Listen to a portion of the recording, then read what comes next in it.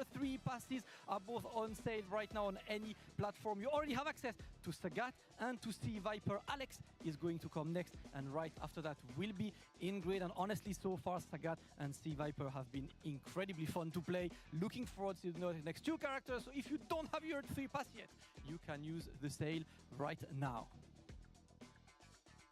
And of course, the costume for Jury, the collab costume with aespa is still on sale, and it's a timed collab, so it's only going to be on sale until July 3rd, 2026. Make sure you pick up your costume, pick up your swag, and get ready for this one. And while we talk about this, Street Fighter League US is currently on a break. The first part was absolutely incredibly fun to watch, and the second part will be as well. You can also watch it in person for the finals. Scan the QR code and get your studio tickets today. And if you like watching Street Fighter 6 in person, there is no better place than the Ryogoku Kokugikan in Tokyo. Capcom Cup 12 is coming in March 11 to 15, 2026, along with the SFL 2025 World Championship. All of the live in-venue tickets prices are here. And let me tell you something, I was there last year, and it's definitely an event that if you can afford to do it, definitely do it. Absolutely insane place to enjoy Street Fighter 6. And last but not least, of course, if you want to represent your college, join today the Collegiates SF6 tournament. You can sign up for free by scanning the QR code and joining the league. Plenty to do, no matter if you're a player, a viewer. It's always fun to be around the Street Fighter world. And it's been a lot of fun to watch that first day, to live through the performances of the players, plenty of matches, plenty of moments, and to talk about this first day in detail, I would like to extend a good welcome to my friend Shoryu Sengan.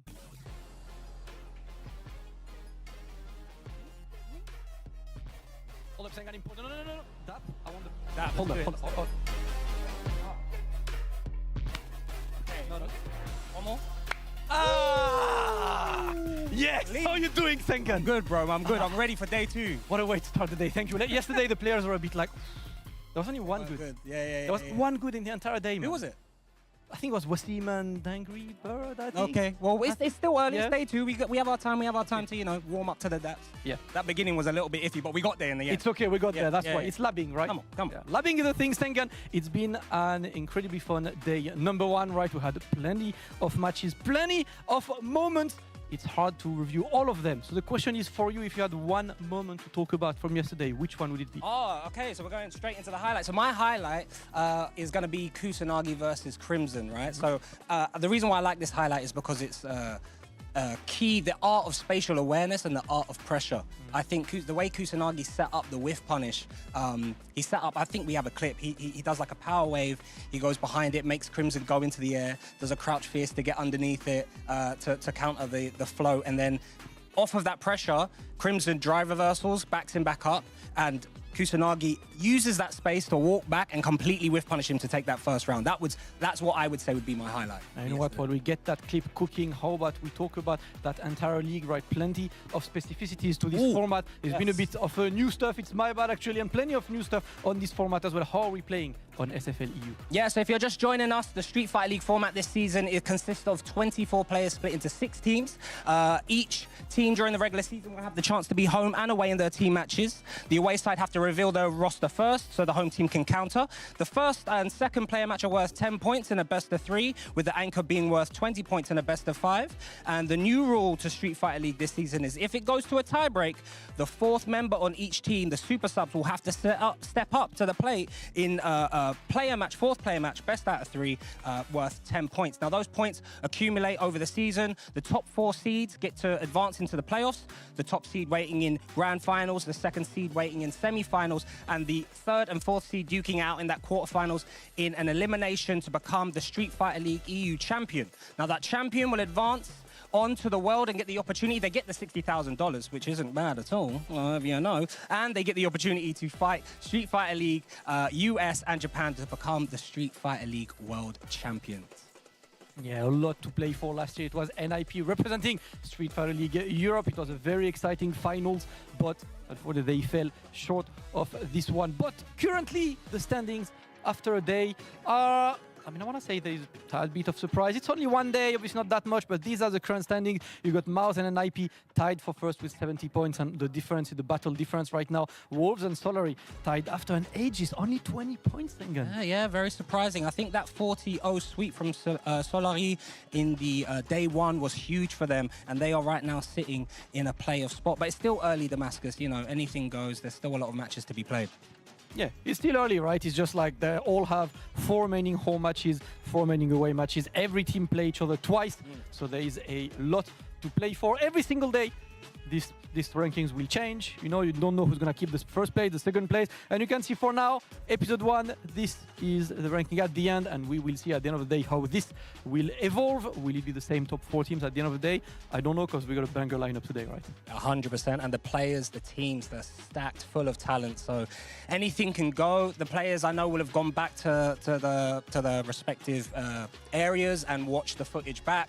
Spoken about strategy, spoken about especially if they're home, who they're going to send up versus the away team. So once they've revealed their lineup, so I expect a lot of things to change throughout this season of Street Fighter League EU. Yeah, and that's how you adapt, right? Because rotating back to what you talked about earlier and the player moment, you know, it was the Kusanagi against Mr. Crimson. Mr. Crimson did not have a great day yesterday, right? And you could see, as the player who has carried, you know, like one of the title of one of the best players in France for a while, the target's on his back, and Kusanagi yesterday really exploited that, right? Oh, it was awesome. It was so good. And what I liked about it was the big moment, the big whiff that happened from Kusanagi. It was the way he set it up beforehand, the sequences that happened beforehand, right? So I think as well, that's why, I believe, is this what we're revealing my player of the day as well, is going to be Kusanagi, if this is it here, aka the speedster. I just think the way that he creates, the way he pressures his opponent, and this happened last year versus Angry Bird, the spacing that he stands at, the way that he pressures his opponent, he just creates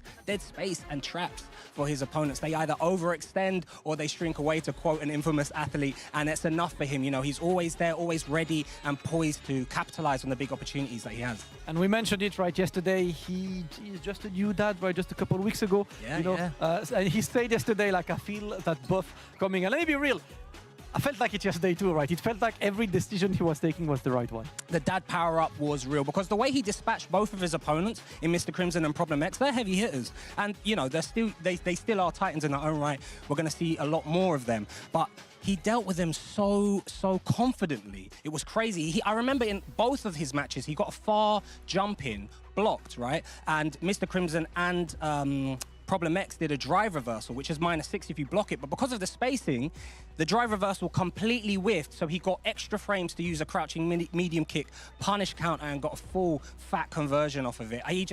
He's levels above. He's certainly stepped up, and to do both of that, both of those incredible plays with a new character, Terry, who he's only been playing for, what, a couple of months, it's just incredible to see. Yeah, definitely. The Terry is looking good. We might see the Terry again today, but we are not ready for our matches. Man like Sengan, I know we'll see you on commentary a bit later today. You can go and take a break. My guy, thank you. Ready for the first matches. Guys, we have an absolute banger lineup, and to start that day number 2, look at what we are starting with. Aegis versus Mouse. Mouse off a very strong first day. Aegis off a weak first day. Very important match from them being at home. And then it's going to be Wolves versus Solary and NIP versus Goliath for the first part of the day.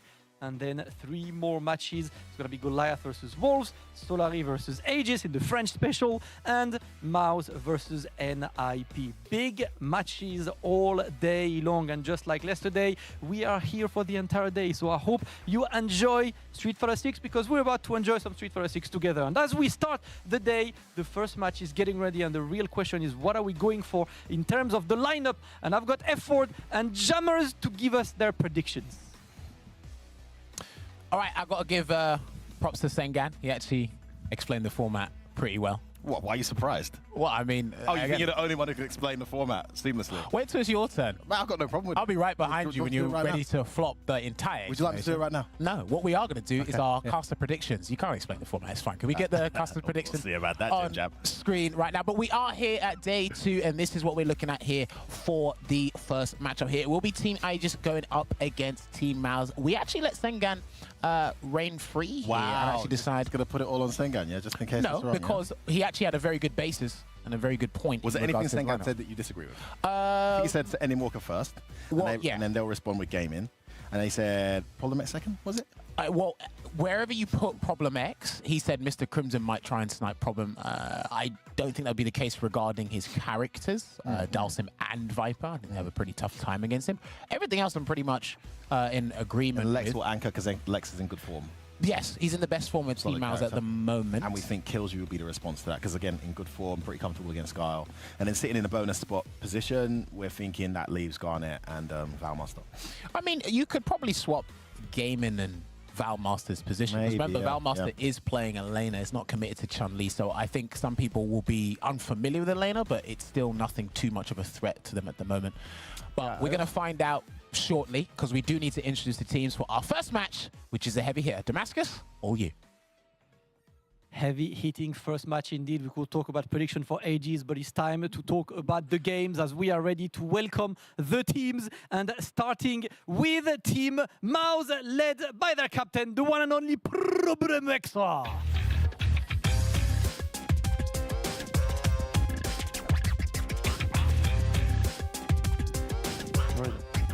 The Lord is always followed by the Apprentice. He's a man of a few words, but when he's on the game, he's absolutely deadly. Ending Walker.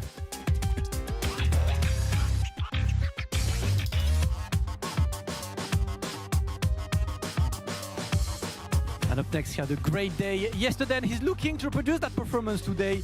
Garnet.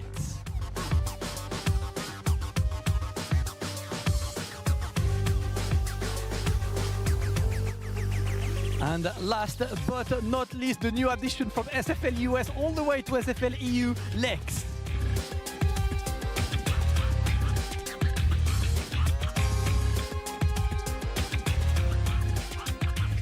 Team of killers there, and of course Problem X, the captain. 70 points, pretty good first day for you. Like, how is the vibe within the team after a day like this, starting that day 2?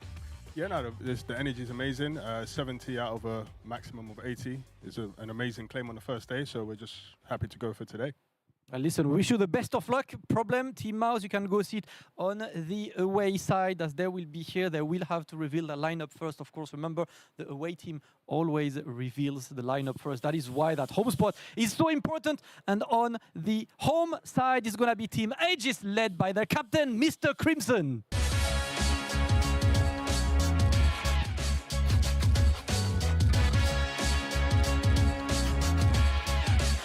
And up next, the Hitman Kills You.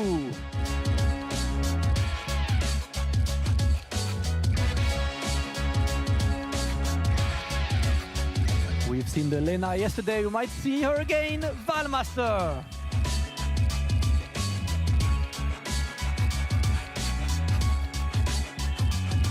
And last but not least, he opened the show yesterday of a strong performance, Gaming.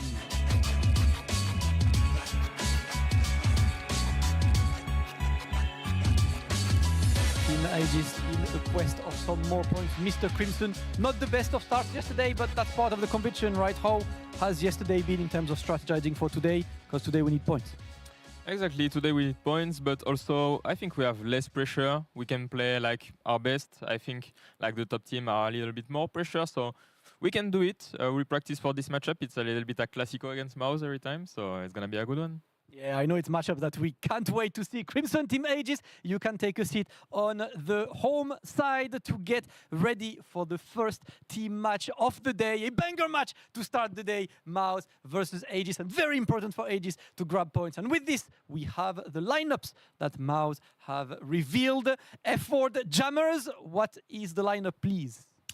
Drum roll. Time will tell. I'm very excited to see this one and how it pans out. And El Clasico, as they say it, oh, it's going to be Lex to open up and Ending Walker sitting in anchor.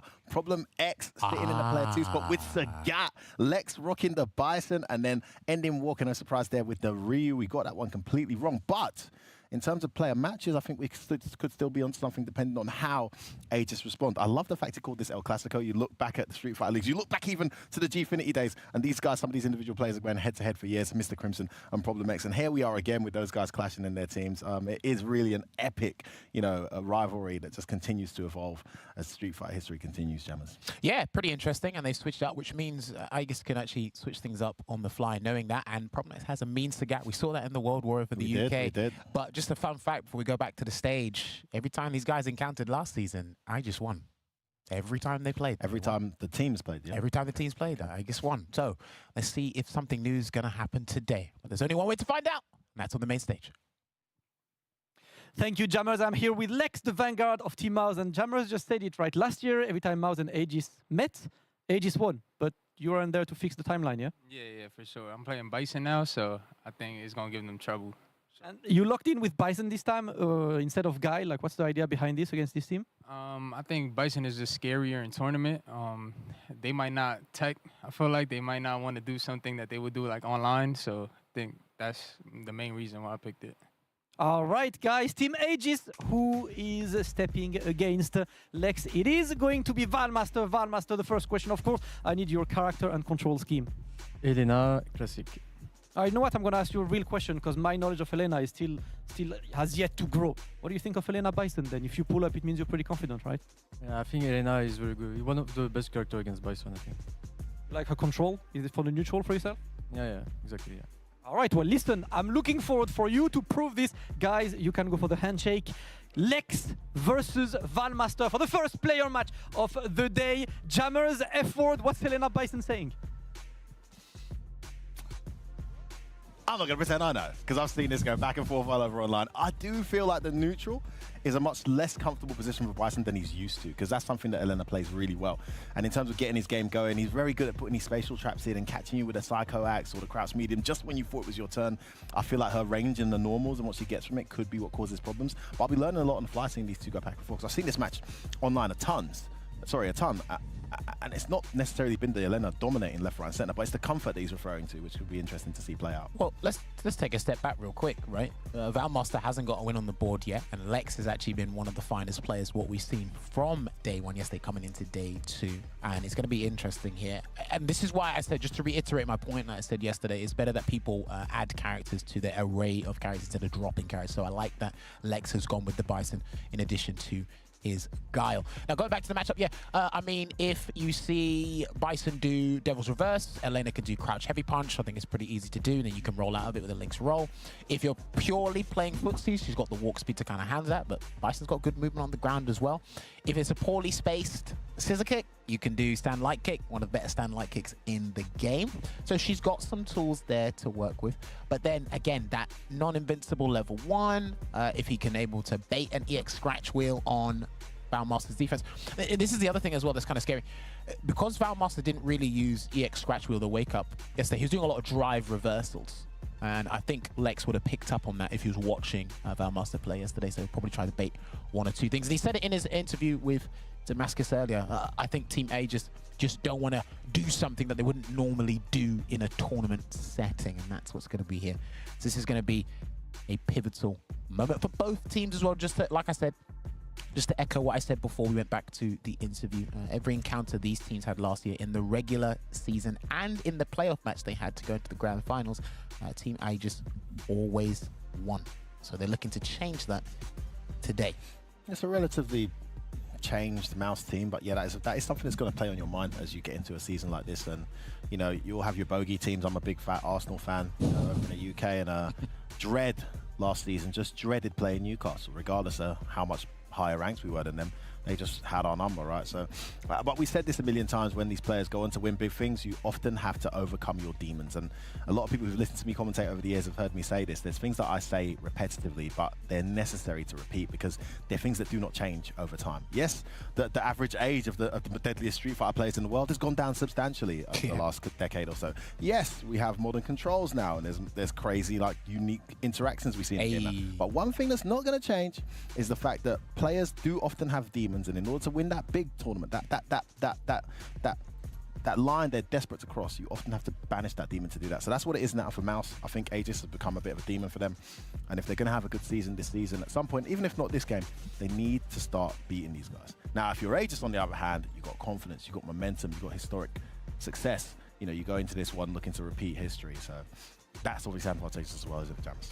No, of course. And again, I'd probably say that the elephant in the room, the biggest thing is like how much or how drastic the team rosters have changed for both teams coming in from SFL 2024 into the 2025 season here as well. So hopefully just to set pace, not just for the day, but for these guys kicking on, it's going to be big. And remember, Team Mouse have to fight Team NIP later. So the heavy hitters, the guys that finished above them last year, they've done. Problem X, I know he would have done his due diligence. We know we got Ending Walker in the back as well, one of the most industrious players we have in the business when it comes to this. But Lex, like I said, I'm a massive fan of Lex, and like Street Fighter 6's lifespan, for me, he's the most improved player, or one of, if I had to pick in a top 5, he's one of the most improved players. But you got these guys waiting on Kills You Gaming and Crimson as well. Crimson has yet to score points for his individual campaign. These guys are doing a quick button check here as well. Thank you very much for joining us. Make sure you tweet out and share the stream, twitch.tv/CatConFighters. We're also broadcasting on YouTube as well. So if you are on the YouTube, you don't want to watch those pesky ads on YouTube, then you can watch it live and direct here. I guess another question you got to ask yourself is Lex is relatively new Bison. You know, how much Eleanor experience is he going to have? I think he would have probably predicted that Valmaster was a possibility to come out with the Eleanor. As you mentioned, some of those intricate details into which Eleanor can make Bison uncomfortable. So we'll see how much of a factor that plays in. There's the player match, there's the actual character match, and knowledge is going to play a massive part in that. But off to a flying start yesterday, Lex. Couldn't be any happier. Couldn't be rattled at all. So goes in, bringing some good momentum. And Valmaster steps it up now, getting ready. Looking nice and relaxed. I mean, he couldn't wait to get out of that interview with a nice team smiling, you know. He was could you please stop asking me questions? I want to kick some butt, you know, please let me sit down. Now he looks happy. Now he's at home, you know.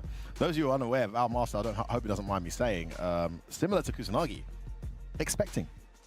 Pretty soon. Pretty soon. Yeah, pretty soon. To the point at which it may impact his actual ability to attend the event. We saw this happen with Kakaru, God bless him. Over in Street Fighter League Japan, a number of weeks having to be played without him as he went through his difficulties. And now you have a more unique situation, a more positive scenario, where a baby on the way from Valmaster for the baby power-up. So any week, any day now could happen. He'll be hoping it's a bit more delayed so he can finish Street Fighter League EU, but what a fascinating situation. Here we go, guys. First he's got to deal with a callous dictator first. All right, let's get to do it. 10 points up. It's the Vanguard match between Valmaster and Lex. Let's see how we kick things off. Already, Lex is encroaching on that space, walking forward to make sure what that space. Yeah, there you go, all his space. It's one of the longest reaching light kicks in the game, I think. He didn't follow up with it though. Right kick, nothing. Oh, he gets hit by that back heavy kick straight away. Bad guess. Great situation there for Lex. Despite getting punished, that scissor kick. Oh, nice back dash choice. It was count hit. It wasn't even a punish counter. Oh, okay, we go for the side swap there. Is this going to go? Well, her screen carry is pretty damn good. Really good. Almost as good as Ken's in that scenario. Big walk back. Really tried to overextend there. Almost burnt out there. Just going to wait for the drive gauge to come back before he actually utilizes the ball. Was in the air. Yeah. Gonna get juggled. Oh, just a bit early there with the jump. Needed to wait a little longer. Stand medium. Gonna check the drive rush attempt. All the scrambles working in Lex's favor there. Good start. And the thing is as well, he's got Problem X, one of the world's best Bisons in his ears. So when he just has a little pocket, little mistake, Problem X can tell him real quick, hey, slow down, press this button instead, or don't do that. Ooh. Lovely whip punish into the EX Rhino Horn. Nice target combo follow through there. And again. And again. 2 mistakes there from Lex in very short time span. Nice drive rush low, catches the button. It's a great round so far here from Valmaster. Just backs away. Yeah, trying to make him whiff again, isn't he? Gonna drive rush in. Nice button check. Okay. No stand throw. Wait for a tech or even EX scratch wheel there. Lex, but didn't quite come out. Ooh. Yeah, the neutral's so scary against Eleanor. Nice button there, just trade it with a drive rush. Oh, another whiff! And this time he does cancel off the standing short. Didn't earlier. I was wondering what happened there. But you can see it, they're strictly playing on the ground, and you saw the substantial life lead that Valmaster created, and you saw how impatient Lex was getting and how easy it was for Elena just to dictate and control the pace. I don't think that's the game plan if you're nice overhead to start around. If you're Lex here, you don't want to be caught just playing a footsie war with Eleanor, even if you are Bison. And he's standing at that range now. He's trying to interrupt the flow, gets caught trying to drive rush in. Overhead's going to connect again. He's not reacted twice to that now. And Valmaster looking great. Oh, finally does block it. Trying to catch him there. No chase down with the crouching fierce or anything. Good backdash there as well. Burnt himself out there. Jam's just trying to get some momentum going. Oh, no, he wasn't ready. Not aware.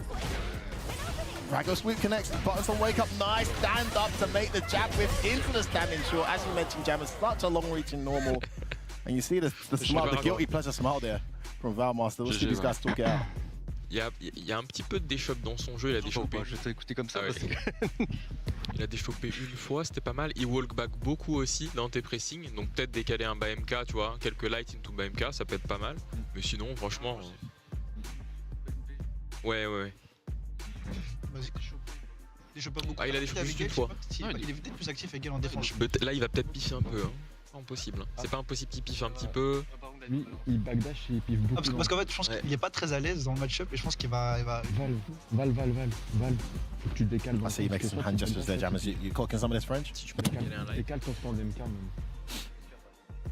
Décale ton stand. Non, mais franchement, c'est super. Super at the end there. Super. You're playing great. Yeah. You're welcome, guys. I think they definitely identified how Lex was moving around, and I think one of them said he's not jumping or he hasn't jumped. I saw because one of them raised their hands. I'm only telling body language here. I heard something about him walking back at the start. He's walking back up strings, so I'm assuming he's saying press the lows. He swapped. Yeah, he knows. Because I do think, Elena, when you don't have a projectile, obviously this is subjective to me, when you don't have a projectile, it's actually easier for Elena to play the neutral. Of course. Because when you have a projectile, now you've got to do the links roll into the launcher, the harvest circle, I think it's called, and that's not as easy to react to certain projectiles. And Lex is actually one of the best at handling conditioning you to block projectiles a certain way and then trying to switch up the timing and speeds, which might mess up Elena's flow and also make her spend drive gauge in situations she doesn't want to. She's also got an incredibly floaty jump, which always is a good thing for Garlic. Yeah, right. Just do it straight away. Just do it. You see, it's the knowledge check. I like that. How familiar are you with my options? Yeah. Boom. And he's doing the EX version as well, so you have to spend the 2 bars, get the small conversion. Oh, beautiful spatial trap. And Gar loves to press buttons after situations like that. Try to reset, but Valmaster onto it. It's a great start here from Valmaster. Right, okay, doesn't press the button this time. Waits and walks forward and presses. Good like adaptation in fly there from Lex. Got caught trying to overreach earlier. Good block on the overhead. He's gonna condition him. No, don't press there. Oh, we almost got space trap there. It's so deceiving the way she wheels back after that. Backing up again. Very few brooms, almost burnt out here. Great game plan so far. Valmaster but just hesitated there. He's going for the throw, maybe. Here we go, just playing it. Oh, look at the range on that. Just close it. No meter needed.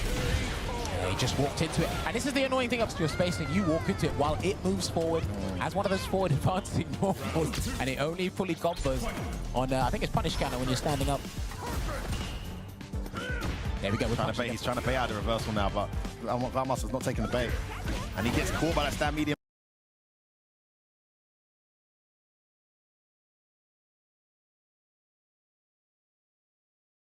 Again, really uncomfortable here, it looks like, in the neutral for Lex. Such good spatial control from Valmaster. He's scared to throw booms. Now he's just abandoning that game plan and going in. He doesn't know when the EX rolling is coming again. Getting him so much mileage. Big life lead and the quarter here from Valmaster. Next hit wins. Oh, Next hit wins. That's going to be game. What a genius pick. Just don't drop this and it should be over. There you go. Oh, wait, he dropped it. Damn, he didn't get a level 3. He's still got a lot of time. Why is he not throwing booms? Why would you do it now? He's got level 2. Oh. I mean, the whole Garl game plan completely out of the window there.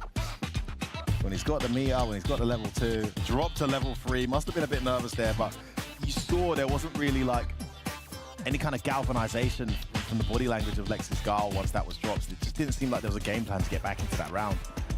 Just kind of flustered around, unfortunately. And this is a real knowledge check for him. And I think great to be exposed to that ahead of Capcom Cup, right? To really, outside of the Street Fighter League thing, to really get familiar with characters like Elena that we don't see it often enough in this high-level play. Yeah. I mean, in Japan, she's super popular, right? We're seeing tons of them whip her out, some of them second in her, some of them main in her, but in Europe here, so, you know, Valmaster's one of few. Yeah, indeed. And again, like I said, coming into the league, I'm going to be a massive fan watching him just because of that Elena pick. This is where I see him the most exuberant. This is where he's having the most fun, and you can see it there as we take a look back at the highlights of that match. Was able to control the ground pretty much in all facets of it, The right? ground control is crazy. Yep.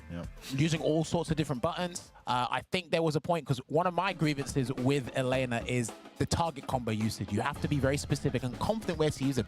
It looks like Valmaster had no issue at all there, and we did see Lex wasn't ready to punish the one that only works on standing opponents, the crack mid kick. But then it's just an option select. Yeah, you can see it right there as well. Gonna go for full combo, drop the level 3 unfortunately, but again, it doesn't really matter because he was able to dominate that set entirely. I still think you got to throw a boom set. You got to test it. I don't think so. Lex didn't jump at all. Yeah, it didn't really pave into what you see into or lean into Bison or Gao's strength in that matchup against Valmaster. So again, that was their first encounter because they do have to swap sides in the latter half of the season. But that is valuable intel for both teams actually. Yeah, absolutely. I mean, how much can Lex learn between now and then? We're talking days, right? Phenomenal pick there from Aegis, and Valmaster gets his team those vital 10 points on the board, but now it's going to be Problem X stepping up with the Sagat pick. And I think we said we're likely going to see Mr. Crimson. But, you know, the Sagat might change that. We're not sure, you know, time will tell. I mean, there's only one way to find out. Damascus, I'm dying to see how Aegis respond to this. Please, tell us. Likewise, F4, I am now with Problem X. Problem, I mean, we're all wondering when are we going to see that Sagat, you know. We talked to you and I before the event. Sagat, on this one, what's the play? What's the idea? Yeah, we're away. I just thought I'd play Sagat because they're in a situation, you know, they didn't have the greatest day yesterday, so it would let me know who they like from my Sagat. Okay, and we've seen your Sagat, you know, in World War Finals, like very convincing. We haven't seen you that much lately on this. Like, how do you like the character, though? I think he's all right. Yeah, I think he gets the job done. He hits hard, pretty simple to use. Can't really complain. I like that. He looks like a Problem X character to me. I can't lie. The question now is, Team Aegis, who is facing Problem X? And it looks like it is the captain himself stepping up for the captain match, Mr. Crimson. First question, of course, your character and control scheme. Dalsim Classic. Dalsim Classic, of course. What do you think, Dalsim Sagat? How does this go? I think that's a pretty okay matchup, maybe, for Dalsim. I don't have a lot of experience in this matchup. I don't think Problem either, but usually when I play those Sagats online, I do well. So I'm the one that could be the best pick in the team. All right, guys, it's time to experiment. Problem, Crimson, and go for the handshake, of course, and get ready for the second player match of this team. Is going to be Problem X against Mr. Crimson in a captain showdown. F4 Jammers, take it away, guys. Good call, Sengan. He did say it. He did think the captains will snipe each other out. I do like Problem X's mindset, the way of thinking. That's very long-term futuristic thinking there. It's like, okay, it just lets me know who they want to draw up for Sagat and why. And again, I like the fact he revealed that as well. He didn't really have to reveal that, but he did. I mean, everything's vital for all the teams here. And again, this is for 10 points. Like, no matter what the philosophy is or the outcome is, it's like, it's going to give you 10 points or you lose 10 points. And sometimes these guys will relinquish points just to get some data for matches down the line. So Mr. Crimson hasn't got a win on the board yet. He did state, I don't know how much Dalsim experience that Problem X has against the character in this particular matchup. Yeah, using Sagat. So that's going to be an interesting one. I mean, look, as we alluded, we were discussing before we got to this just offline, me and you, Jammers, and we said obviously he's got Garnet right there on his team. Is that something he's gone out of his way to study, though? Would you have gone out your way to say, hey, I want to do like a 1st to 10 Sagat, Dalsim, I want to just make sure I'm ready for this particular matchup? I'm not sure, you know, maybe they have. I remember, just quickly, there was an example in Street Fighter 5 days where Ryan beat Idom at EVO. Me and him were playing Poison versus Sagat. He played the matchup and then he forced Idom to swap characters. And it's like, look, sometimes you're going to play 100 games just to fixate on that one match. So I might think he might be using Sagat for the one match. Keep Mr. Crimson on Dalsim so he forces, or Problem can switch to Bison and then play that matchup. Because you got to think about all the possibilities here. We saw it with Lex just now. Started with Bison, got smoked to the lane, and then swapped to Gao. And unfortunately, the result was the same. So I kind of see this a similar pathway here in regards to that. But yeah, it's always fascinating to talk about the matchups, the player match, the character match, and these new characters adding such an exciting dynamic to the overall game. It's a matchup that historically, if you go in traditional Street Fighter, Dalsim's always fought relatively well. Yeah. I mean, if you go in Turbo, then, you know, that's an absolutely busted Sagat, but still, fought relatively well, has the tools to deviate from Sagat playing his traditional game, but this Sagat in this particular Street Fighter, without a slow, low tiger shot, isn't traditional Sagat. You know, he's not really a projectile zoner as such. You know, so well, where they kind of made the projectiles lackluster, it kind of gave and elevated his status up to, you know, one of the strongest specials in the game, being Tiger Nexus. You know, I think a lot of people had problems dealing with Jinrai, and if you had problems dealing with Jinrai, then you definitely ain't gonna deal with Tiger Nexus. And I if I'm not mistaken, mathematically speaking, I do think Sagat has some of the most frame advantage specials in the game, because some of the follow-ups from... Forget specials, man. Stand medium punch is terrifying. Yes. Absolutely terrifying. With the trade combo as well. Oh, you try and challenge. Just all because they took away 3-frame buttons, you know? That made a world of a difference, by the way. So. All right, let's see how this kicks off here. Let's do this one. All right, Problem next versus Mr. Crimson. Mouse versus Aegis. El Clasico, as they call it. Can he get his team on the board here? Gonna get a knockdown here as well. And with Sagat, you just got you got to drive rush in. You just got to like harass him, get him in the corner as quickly as possible. And that's exactly what Problem X has done. Spent a lot of gauge there trying to apply the pressure. Nice use of the low tiger. Be careful. That was a trade opportunity there for oh, don't low. That's always been an addition that Sagat's had in the matchup. Burns himself out here. Oh no, and then straight away to DI. Mr. Crimson's so good at that. He doesn't waste time when you burn yourself out. He starts DIing Rago. In this occasion, it works out. Might go for an early stun here if he can, Mr. Crimson. There it is. Yeah, there's the early stun. You got to do it. Get the 30% now, and then you can set up a guess in a minute. And if you're a problem, you might as well take it, right? You're going to get your gauge back. Oh, bad bet. Going to be Mr. Crimson baiting out the Tiger uppercut, taking that first round, and a nice turnaround. Having had a good start there for Problem, it was Mr. Crimson who turned it over and gets the first round on the board. I definitely agree with that early stun he did from the back median. Same. I think if you're a problem, you're gonna spend that gauge and still be burnt out. And the step kick as well. The point heavy kick connected, so he has done a little bit of homework here, but that was an expensive combo there. Mr. Crimson's eating a few of those heavy punches, getting whip punish now. Problem tries to jump back and wake up there maybe after the tiger shot was baited earlier. Nice little tiger. He didn't want to whip punish that heavy kick or the heavy punch by the way, because it would have burned him out because he wanted the conversion. Oh, good bait. Okay, oh, where you going? Burns himself out again. Again, he's going for that throw bait. It's not been coming. Nice back dash to escape. He wants the level 3. Great situation for Mr. Crimson. We're going to see a random DI again. No, yeah, I don't think he wanted that. I don't think he wanted that. Bad bet from Problem. Bad bet. Mr. Crimson calls the bluff there. I think Problem just wanted to take a... I think he did want that. What do you mean he didn't want it? You thought it was an accident? I thought he was trying to do something else. Fireballs too, so just I think he just took a bet. You can jump. Ready for that.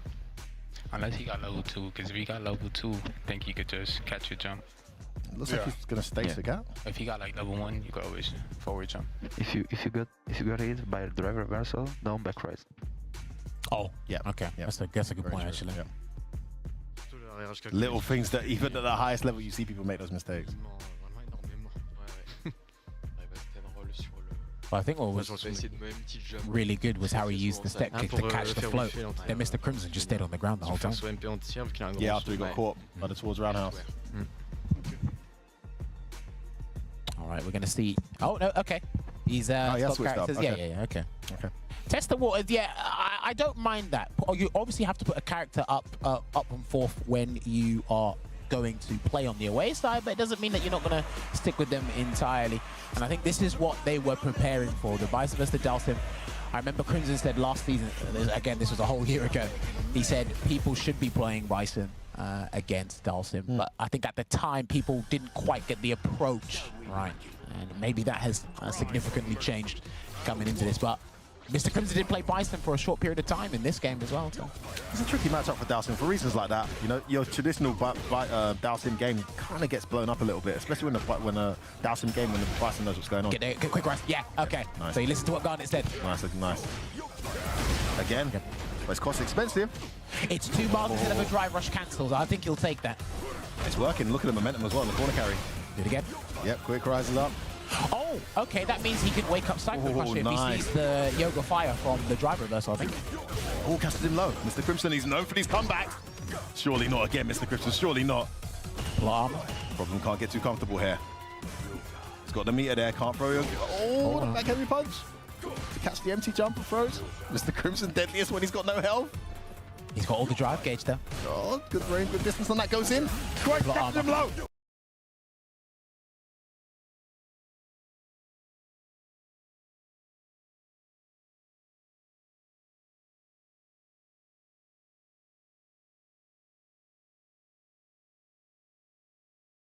A lot of armor. Oh my days, Mr. Crimson's gonna do it.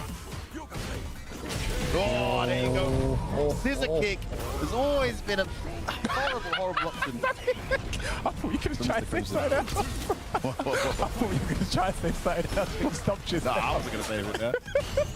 I was going to say Bane of Dalslim's existence, but I think I said that too much often. Oh, big drop. Here he comes. The driver shouldn't take that Oki. Oh, he actually could have actually caught that because there's no proximity guard on the drill kicks now. So. Oh, nice burn out there. Those two guesses. Oh, huge jumping from Problem though. Wow. And he gets the throw. Mr. Crimson's in big trouble here. Tries to bet out stand throw again. Problem's not had much success at all with his stand throw attempts, but he's got a good situation regardless. Gets the throw again. Oh, the delay crouching medium into the level 3. What a bet from Monster Crimson. Gets himself to game point here versus Problem X.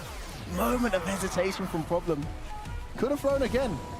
It was a delayed crouch medium. Just yeah, I think he was waiting for a wake-up drive reversal or even wake-up level 2 super. Yeah, exactly. Understandable. He's been more confident waking up with crouching media kick into the flame when people know that.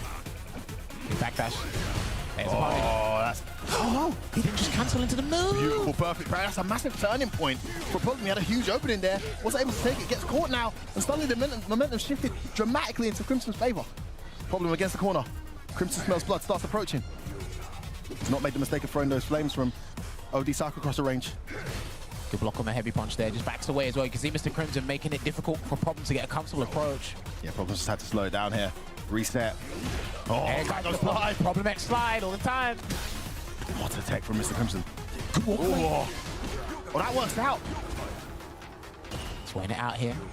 Again, drive gauge recuperating here for Mr. Crimson as he walks forward.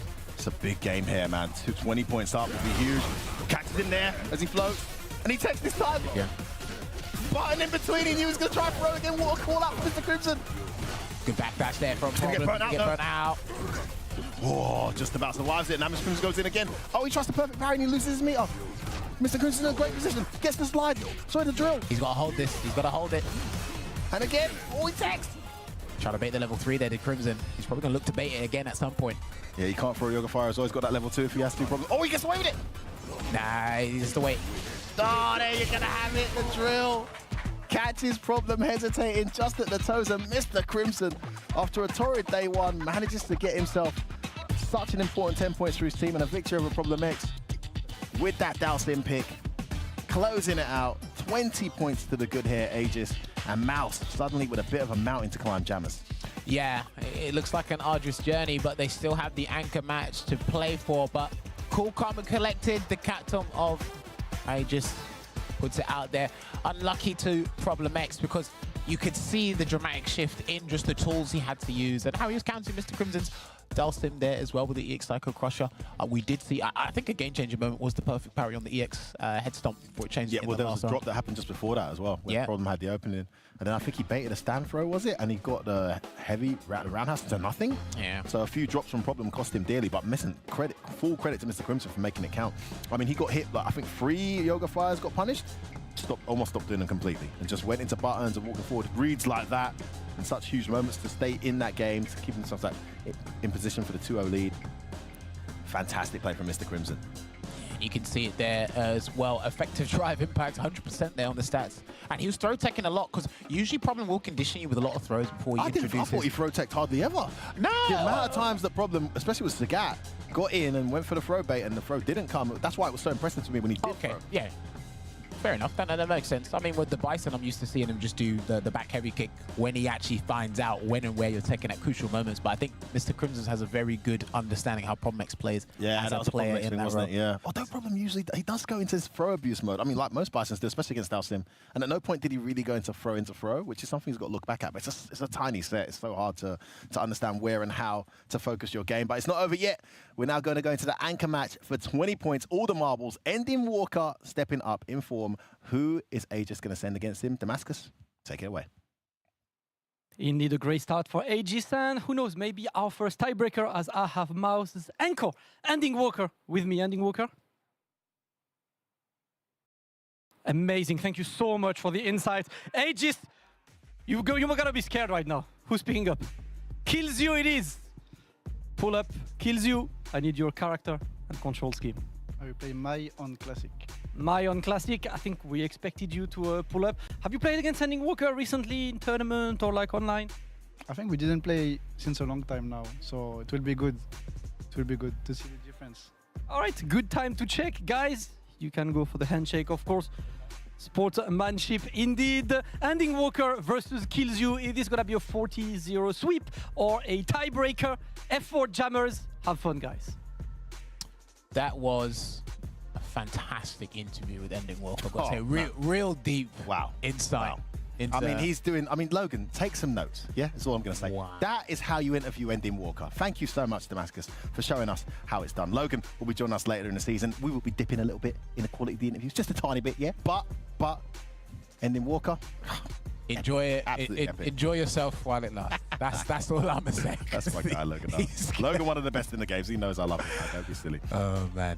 All right. So Kills You stepping up to the plate here. Now he did beat Angry Birds yesterday in a 10-point match. And now so stepping up to the plate again. I think, did he do an anchor match yesterday? I think he did. I'm not quite sure. Yes, he did do an anchor match. He lost to Hurricane using the jury this time around. But he's coming and he's going to be hitting Mai to kick things off. Obviously, everyone's been look at this, quite vocal about Mai, but I do think she's one of the more interesting characters, one of the better characters in the game personally. I did use her for a couple of months. No, she's incredibly strong, and she has a very straightforward game plan, which I think is one of the issues that the guys have with her. But regardless of that, you know, you're looking at both of them. Straightforward game plan. Obviously, yeah, I've heard that about Ryu. I was having this debate with the guys today, and I do feel like Ryu's a lot deeper than Mai. Now, the Ryu haters wanted to kill me when I said that, right? And I was like, listen, guys, I feel like Mai's game plan is just a lot more straightforward. Effort versus effectiveness is just a bit different. But agreed, both of them extremely impressive, both of them extremely strong. We're actually getting a look at this now. Listen, massive shout. I'm going to give a massive shout out to my guys, FG Combo, who are back with the new website. Full force. And I'm going to start trying to use it here. And although these guys haven't played much recently, this is pretty cool they've done with the new FG Combo website, because I can actually go into it and see historic head-to-head of Ending Walker versus Kills. It seems pretty up to date. Positive Potatoes on the screen. I see you. Yeah. I see you. Oh, yeah, he's there. And speaking of Positive Potatoes, we're seeing a historic history of 60% win rate over Kills You to 40% in favor of Ending Walker. I think we've seen Brussels Challenge 3-2 Ending Walker, Evo 2024 Ending Walker beat him 2-1. So, you know, the most recent meetings, Ultimate Fighting Arena 2023, Ending Walker beats him 3-1. Well, I think the thing with these two is because these two were some of the most traveled young players of this competitive season. So they were at pretty much most of the offline events. It's just that they weren't on either side of the bracket. I think with the time it would have come close, one of them got knocked out before the other. So again, and these are some of the like the bright students we have of the game in the European region, and probably some of the best we have on offer. So if we had to make a top 5 or a top 10, you definitely have Kills You and Ending Walker in there. 100%.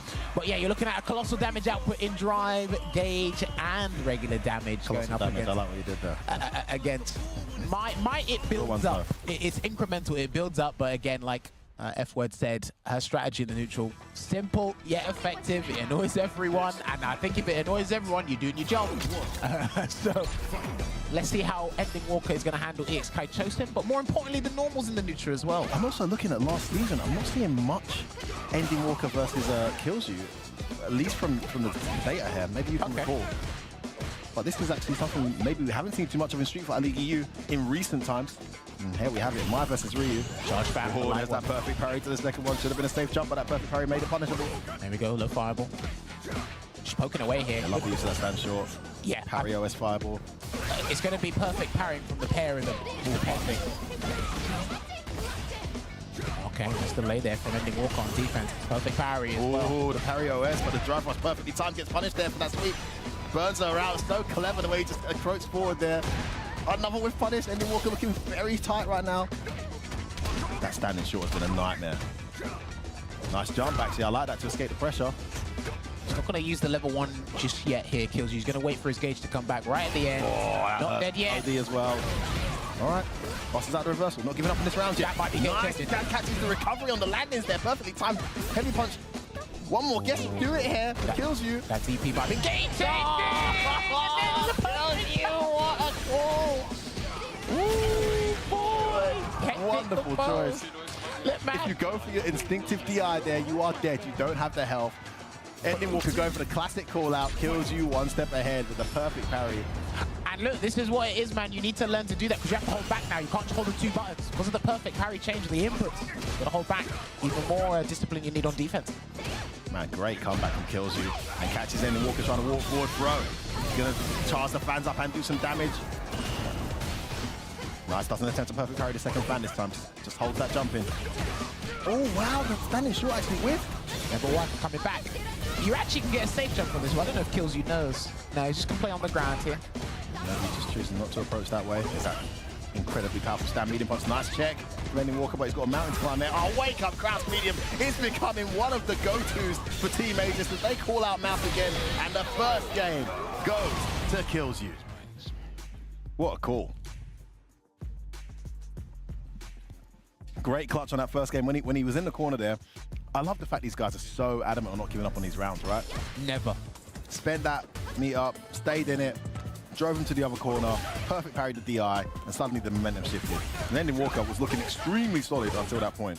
Just like in football, don't stop until the whistle blows. Don't stop playing until it says KO, baby. It's a classic Ryu right now. Crouch medium kick fireball. We're back into Street Fighter 4, Street Fighter ST days. All right, he's going to do the EX Ryu engine. Nice low. All right, the counter hit allows that damage. Oh, another perfect parry. Had the right reads on defense, which is getting the momentum to shift here. Remember, he is getting the screen freeze, not just getting projectiles. Walks away, got 3 fans to work with. Press the button, got the counter hit for it. Oh, the whip Tasageki not plus on whip for one. Yeah, I think he tried to get into perfect parry or see how good his perfect parries are, but kills you, waited, ready, got the punish counter confirmed off of the crouching medium punch and gets him another round on the board in this anchor match. You so often see Ending Walker land the next hit after the Hashigeki whiffs, but on this occasion, kills you done his homework, reacted instantly. Yeah, he's trying to catch him throw tech in there or even trying to interrupt, but that stand heavy punch into drive rush cancel, delayed back heavy kick. Such a powerful frame trap for Mai. It's a great game plan so far from kills you. A lot of it is coming down to moments like this. Oh, he missed a level 1. That was a level 1. Nah, he wanted the level 1, but if you get the input wrong, the fan comes down. That's what he wanted. Big drop. Can't dwell on that though. Still having a wonderful game plan working out here. Ending Walker overextends a little bit out crouch medium to connect. And a brave throw tech pays off the right choice. Kills you on defense has just been so accurate. Oh, there's that medium. With what? He should be able to close out. He's got the level 3. Spend that cash. And kills you. Goes into a 2-0 lead here. His team already 20 points up against Mouth. And if it was going bad, it's only getting worse right now. And it's only getting better for Aegis as they are now one battle away from a 40-0 victory. To take the first 2, and then when he sees you don't do it, he kind of knows you want to do it on the third. Get in, and then he texts. Yeah. Plusieurs fois, t'as fait gros point rush HK et tout. He's gonna stick with Ryu. Ouais, peut-être qu'il va pas. Ouais, peut-être parce que je sais pas si. Je sais pas, je te laisse faire. Ne dis rien. Je dis juste que Terre il fait rien. Yeah, I think Killzy's been incredibly good at defending well, being a nuisance in the neutral, but not only that, optimizing all of his hits when he does get a clean hit. Sometimes it is, we can visibly see how frustrated Ending Walker is in his gameplay. But we're going to see it here as well. I think these guys, he's not doing too bad in the neutral actually. I think I chose him really well, get sweet with punishes here and there, but it's not scaring Killzy enough. I feel like I haven't seen a whiff punish since that first round. Sweet. Did really well early on, but Ending Killzy's just adjusted the game and also taking Ending Walker out of his comfort zone. Again, that early short is catching the OS perfect parry crouch medium. He's actually getting punished for reacting. Got the right backdash there, but delayed the throw. Would have been guaranteed punish if he did early enough. Stride reversal. And he's immediately trying to challenge after a couple of lights there as well. Finally baits out a throw, and he's almost burnt out here. He's throwing again. Okay, nice too close, good punish. Hey. Oh. He didn't want to burn himself out from the cancel, I think. I think he didn't get enough drive gauge. Yeah, of course, that situation sucks when you're in it, but you can't gamble like that. You need a hit confirmable button. I don't think that's one of them. There's that perfect parry. He's back in the zone. Ah, he's made that throw. What a call. Again on defense, makes the right choice. Catches him trying to press buttons in between. Kills you trying to burn him out now. There it is. Gotta hold this, gotta hold it. And the jump's coming maybe. No, not quite. Look at that spring. That Look at this footprint's pressure. insane. All right, just gonna spend that meter there. Still burnt out there. It's a great situation for Kills You.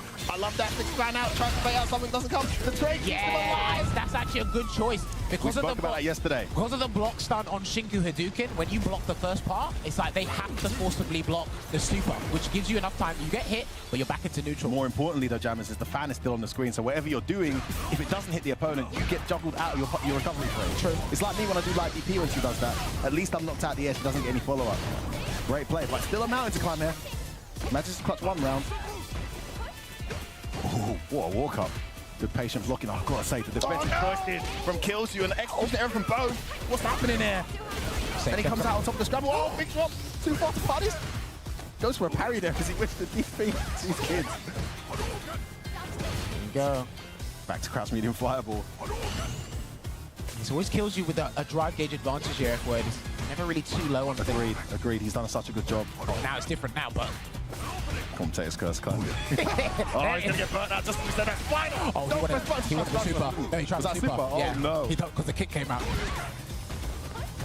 Can't throw a fireball there, he's got to be careful. Oh, he's keeping it tight. Oh, where you going? Ending Walker's going to get himself the first game. And a wonderful turn of events. The one time we saw Kills You get burnt out, it led to his immediate death. Tu peux en choper un ou deux, je pense. Yeah, he's Kills You had a couple of executioners with the super. We saw it in the first game with CHUX when he won level 1. So he wanted a level 2 there. I saw the kick, heavy kick come out. Il est assez lent pour que tu puisses taper stand et jump punch, je suis quasiment certain. Ah, c'est dur après. Alors stand MK, en counter t'as un combo. Yeah, he's doing all right. I think for me, in a matchup like this, it's just how heavily these guys are trying to dictate who does what with their drive gauge. It's massive. When these two are burnt out, you see the significant difference in how they're playing. Patient block that really delayed that roundhouse in your face. Another good start here from Kills You, guys. Not taking much damage, but he's driven anyone to the corner, but he whiffed that crouch medium. That's going to cost him dearly. Nice delayed jump back. Gets out of that throw scenario. Again, he's getting the perfect parry, and it's almost as if Kills You is anticipating you're going to perfect parry and is spacing his buttons to punish whatever you're pressing as an OS. That's high-level my stuff. Sometimes you've got to let the guy perfect parry and then commit to the attack, and we punish the following move. So it's actually really good stuff. Oh, you took the hit to not get burnt out. Gets burnt out anyway. Level 1 still inbound. Oh, he overextends there with the heavy Hazugeki. Where you going? So ending Walker. This is a horrible situation for Kills You. Confirms into the... Oh, yes, that's me. Yes. He's going to get a combo ball up. What a ton of events. Ending Walker. When Kills You gets burnt out, it is long for man. It is long, fam. He can't get burnt out. He's got to find a way to stay out of that situation.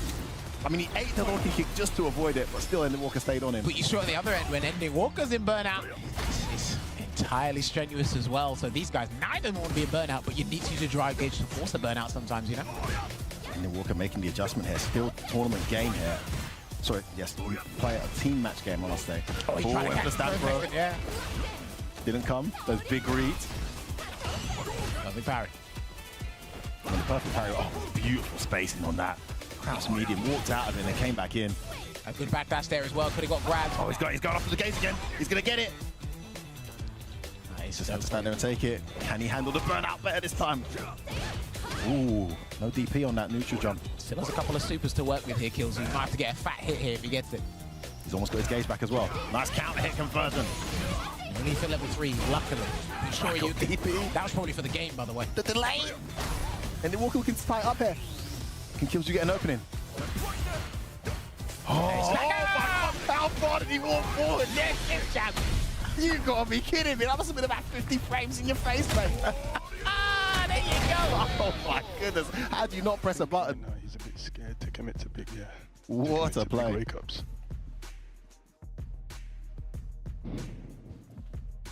So, piece, wow. What's interesting is I think the only EX reversal Kills You did was in the first game when his gauge just came back, and that was the one. And then he made the comeback. Yeah.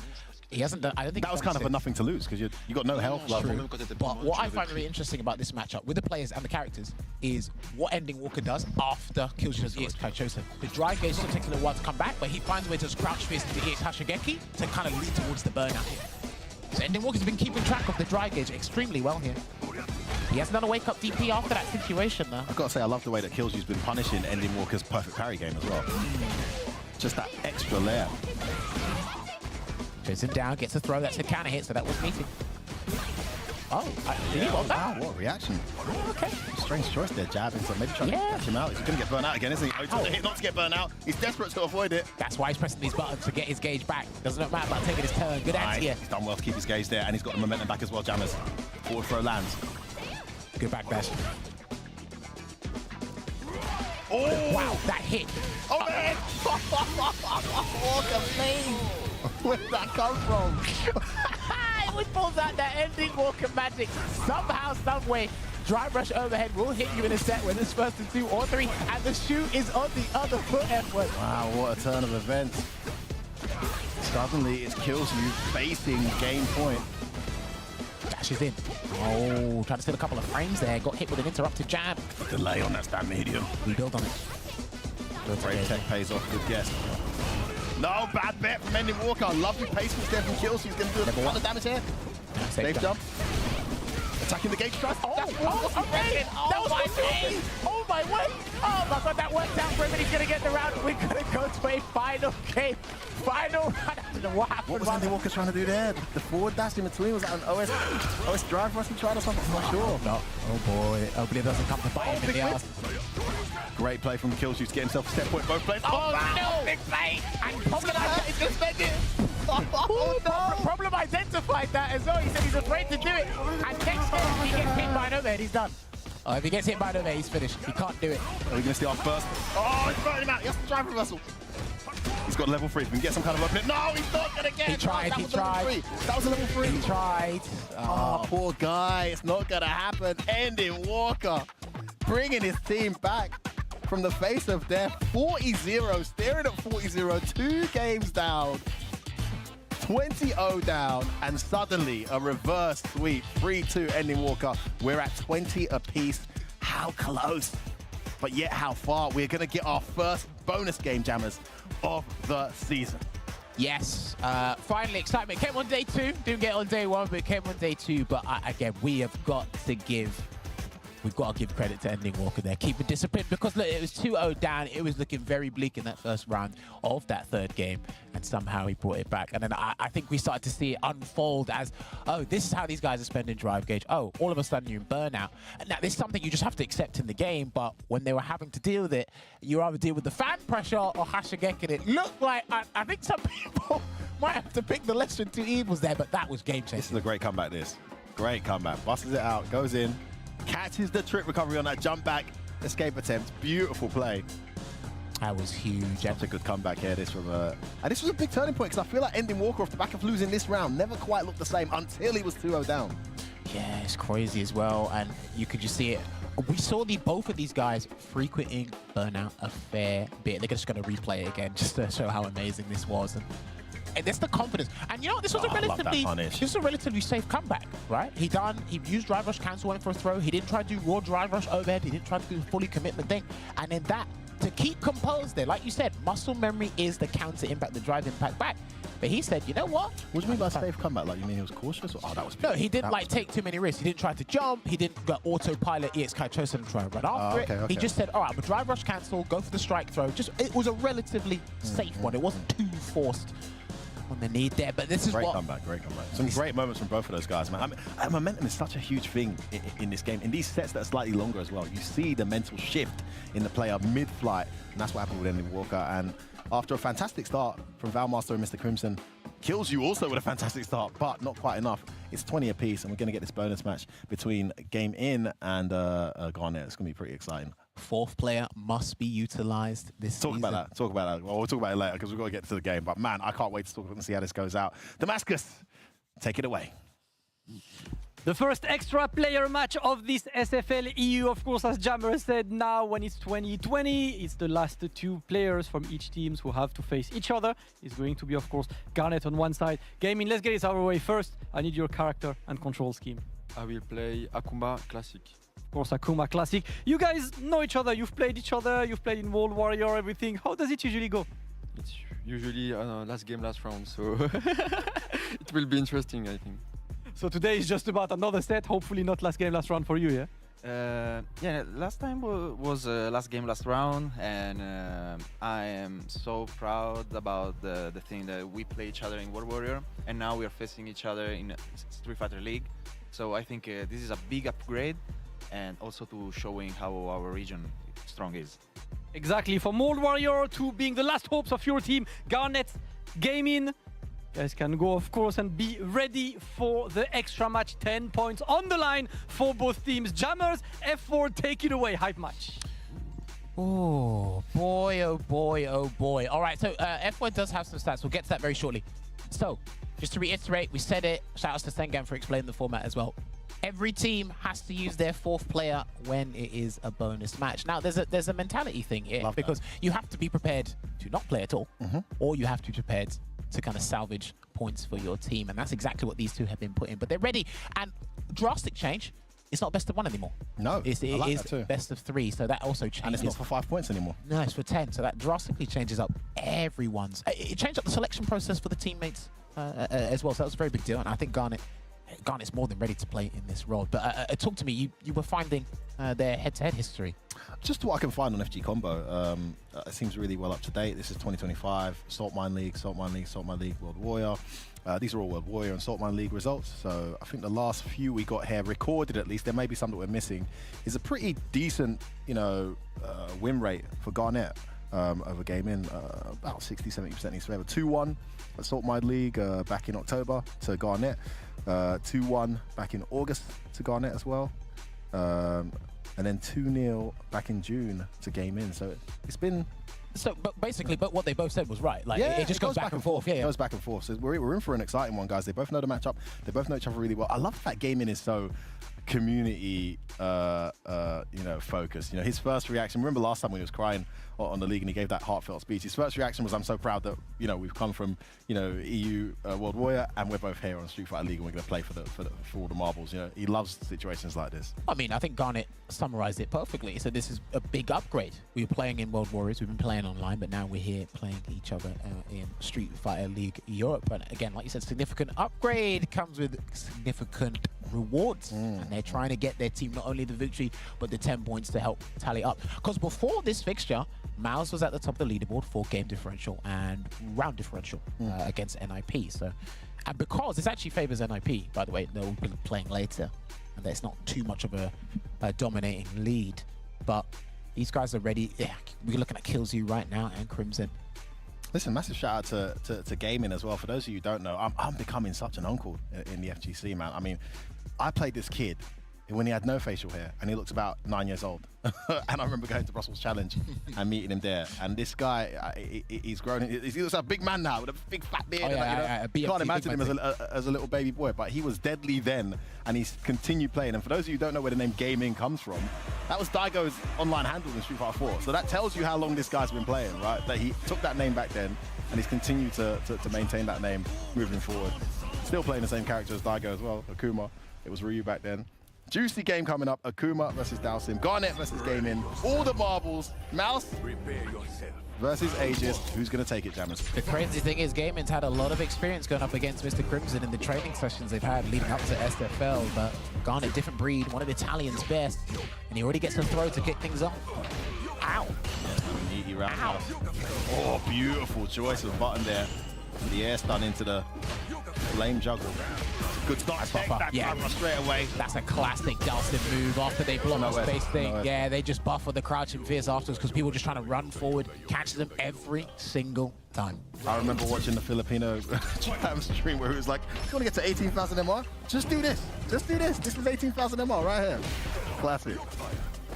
And he's absolutely right. At low level, they're all going to fall for that. Nice conversion off that jab. Oh, nice backdash there. And it was a punish counter as well. Enough frame advantage for that. Great choice. Yeah, from Garnet. Gets him to that massive turn. He's got a beautiful anti-air from half screen with a back heavy punch. Having a hard time getting started here. His game in. Just wonderful choices so far. Nice fireball knockdown. Gets a bit of real estate. Right, rush in. Almost got the perfect parry on That's the the way jab. that jump in. Yeah, if there's one stat that stood out for Garnet, what's that anti-air rate? It was only 29%. Hold on, he's he's going to dead. catch that. Hit. Oh, too far. Oh, he's going to get it anyway. Should be able to kill here. Yes, that should be a dead Akuma, no drop. Wonderful start here from Garnet. And he's going to get his team one game away from the victory. C'est noté. Gaming got to think about it here. C'est pas bien de faire démon EX. Démon Flip X, c'est pas mal, ouais. Si il a mal à rentrer, je pense que t'as du mal à rentrer, tu balances ça. Mais en stress. Hein. Après, il flotte He pas mal, said hein, don't mais, stress. Comme THK. He definitely said don't stress. Oh, man. It's tricky because Garnet, because of how agile he's been with Dalston, it's very hard for Gaming to get a clean approach. So he's actually doing his job. Been an absolute nightmare with Dalston. But you don't know when you come in if it's going to be perfect parry your jab or is he going to... Speaking of perfect parry jammers. There you go. Oh my goodness, that was clean. Yeah. Oh, punish. Yep, nice. No touch through. Corner. Okay, catches him. Oh, he had the meaty button. Another perfect parry though. Burns his stuff out in the process, but gets the corner back. Good choice. Yeah, the few times he's had some momentum game in, Garnet's just made the right choice on defense. Oh, he messed up his input. Where's the DB? He's going to get a Yoga Inferno for his troubles here, Gaming. The fireballs is never a good time when you start getting hit for no reason. Oh, backside fireball. He goes back to classic Dalston. Random teleport behind your head. And the perfect timing. Suddenly, Mouse from 20 down, 2 rounds down in the final set. 1 round away now, 1 battle away from taking this entire set. Oh my goodness, everything's working. Massive amount of damage there from that Yoga Arch. Gaming in a bit of trouble here. Well, in a lot of trouble. Full screen anti-air. Just can't get it. Oh god, it's such a good game plan. Nice trade. Goes in. Oh, he's gonna catch a meaty. Level 1, he's done. Yeah, he's done. What a reversal. It's going to be Mouse Sports who take it 30-20 over Aegis. The one positive they can take is they've registered 20 points. It's probably the best way to lose. If you have to lose, that is the way. But from 20 down, and you see the bicep pump there from Garnet as he registers that important victory and 30 points for Team Mouse. And they continue their place at the top. I think they go to 100 now. They started at 20, right? Sticking to winning ways. They're little bit close. Too close for comfort. And the Bogey team, right? That's a Bogey team they've beaten for the first time in a while. You pulled out from last season. This is the first victory they have over them, at least in the last season, coming into this season here as well. And we have finally utilized the new rule with the bonus match. First and 2. Plenty of time for them to adapt, and you could see it there as well. I think, like you said, textbook Dalston, classic Dalston behavior, just made it difficult to get in. And then when Gaming did have 1 or 2 opportunities, he was just second-guessing what is the best option to utilize to stay in and build that momentum there. I don't think I saw EX Adam Flame once as a combo. No, it's just wonderful play. I mean, even when you start punishing the half-screen jump ins with the back heavy punch, you kind of got your opponent's number. Read in with that.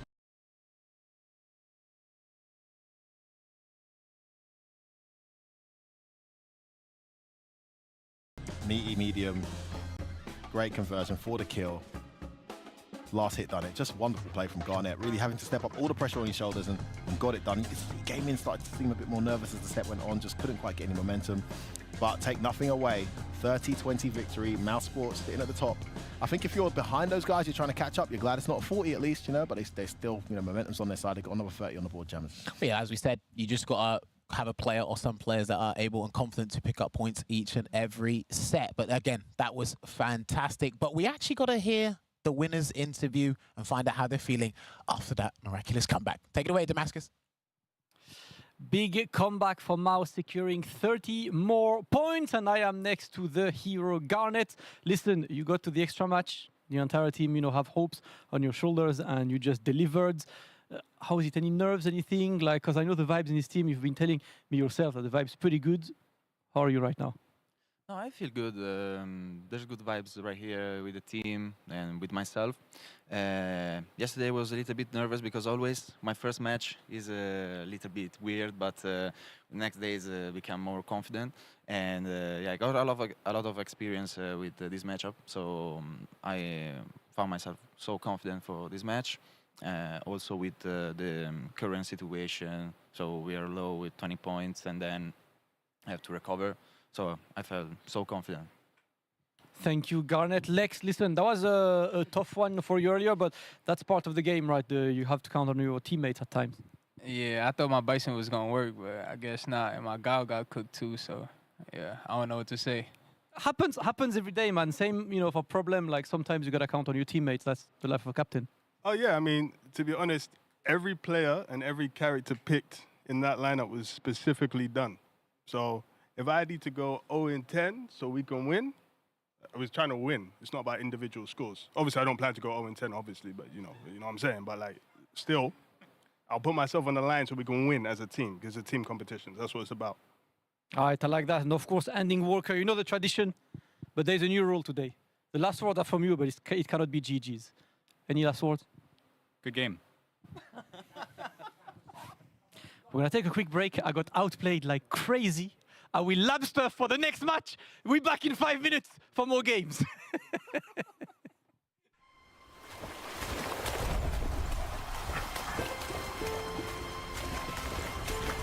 Wow. What a spectacular view. This land is truly blessed. It is, for now. But the encroachment keeps affecting more and more of it. Lightstone Woods, just for one example. Take heart. The fact that you've preserved as much as you have is something to be applauded. Sites like this are a forgotten memory for us in Vermeil.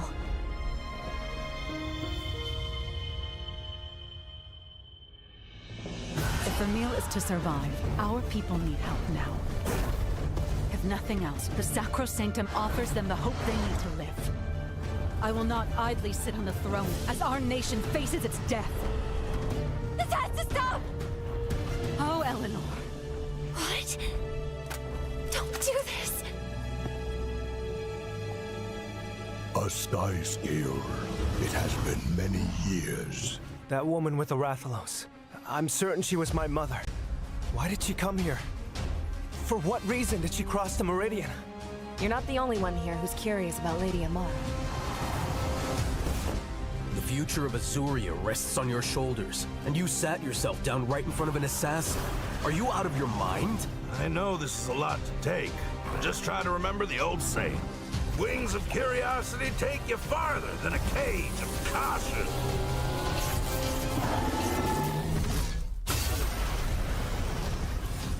Has the encroachment truly caused so much destruction over there? Scores of villages have been consumed by crystal. The capital is flooded with refugees, with nowhere to rest their heads. Our village has long kept these canines as our wards. This is a threat to our very way of life. The dwindling of our canine population, the onset of feral beasts. All of it started when that monster came to this land. No, it would be more fitting to call it a force of nature. This is it.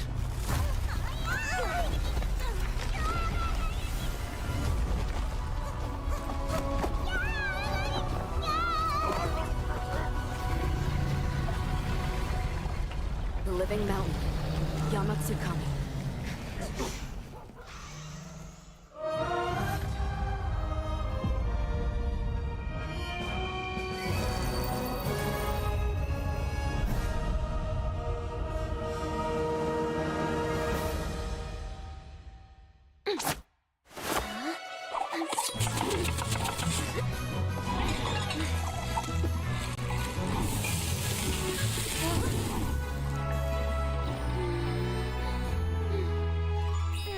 Order up!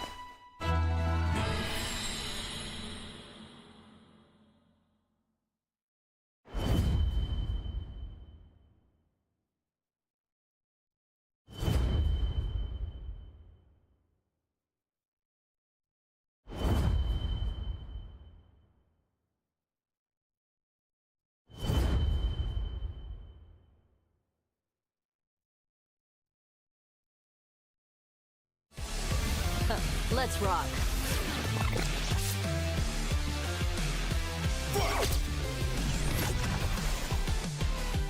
Yes. Right here! Does it take off?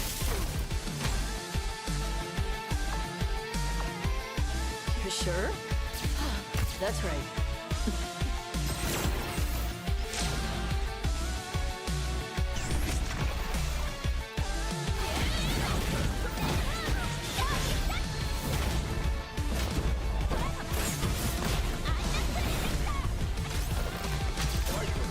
Understood. Leave those to a professional. United Kingdom. Just another cog in the machine. Here comes a new challenger. Viper wins.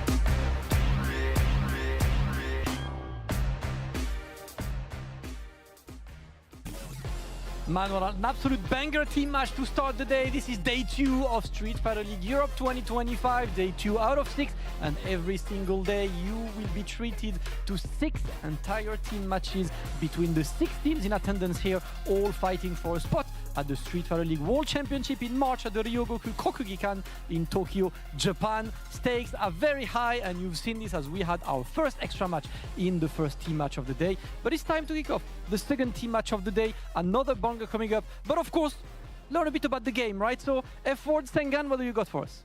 We have got something juicy for you, Damascus. I have decided to go with today, Chip.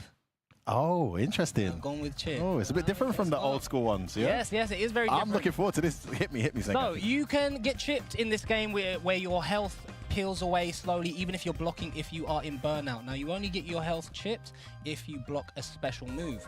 However, if you block normals whilst in burnout, your drive meter actually comes back quicker. So it is important with your character to find looping offense pressure that involves special moves. We saw that happen a lot yesterday with Guile specifically. I can't remember who it was that got the CA. They were both in burnout, but Lex had the level 2 install stocked and just chipped him out with loads of sonic booms. Of course, that was like 5. And mark the shot for the comeback. That run DP from half screen. Yeah, as well, into the level 3. So specials are your friend in burnout if you want to chip out your opponent. Oh, let's head over to a caster prediction actually before we get back over to Damascus. Oh, sweet. Okay, come on. You guys were so sleeping in, so I had to put my predictions forward. No, we did this together, didn't we? Oh, did we? Yeah, oh, okay, cool. I seem to have heard in the background you going, Sengan did this, Sengan did this. No, Jamus was throwing you under the bus, mate. He was like, yeah, we've got the predictions coming up. It's Sengan picked all of it. I was like, hold on a second, hold on. We collectively have decided. Yes, collectively. That's right.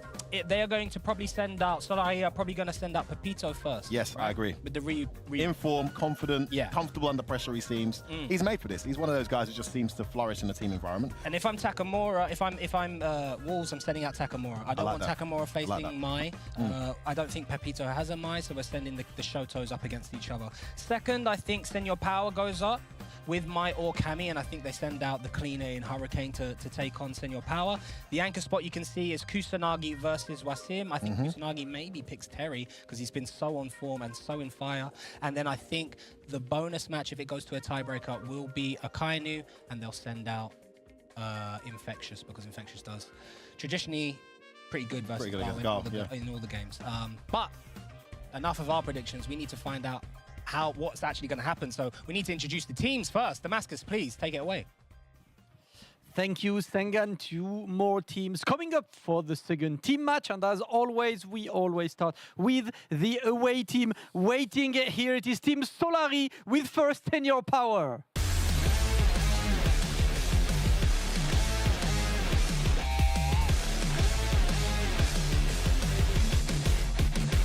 And up next, he was the anchor yesterday, grabbed 20 points for his team, Wasim.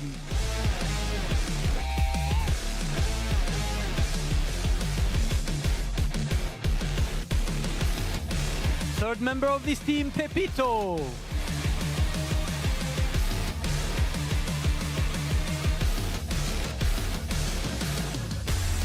And last but not least, the captain, the Guile, Akainu.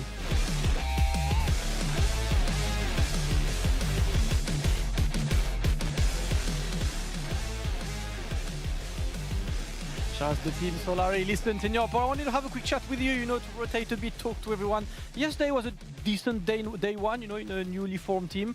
How was the evening, how was preparation for today? Preparation was, we were watching some replays, and we thought about which matchups are good to put in home and away. So we'll figure out if the roster is working today. But I think it's a good lineup. Great lineup indeed. I'm happy to see, the teams forming, the chemistry starting. Team Solari, you can take a seat on the away side. We will know the lineup shortly, as them being on the away side. They will have to reveal this first, as their opponents is the team in form. There were absolute bangers yesterday, and they're led, of course, by the modern Marisa himself, Infectious.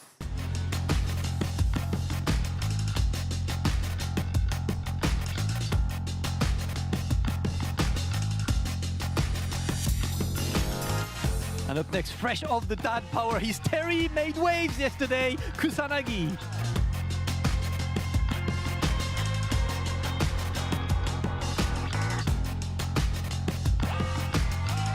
And up next, the Belgian hero, he's stuck with Ken, and he's gonna stick with Ken during the season, Takamura.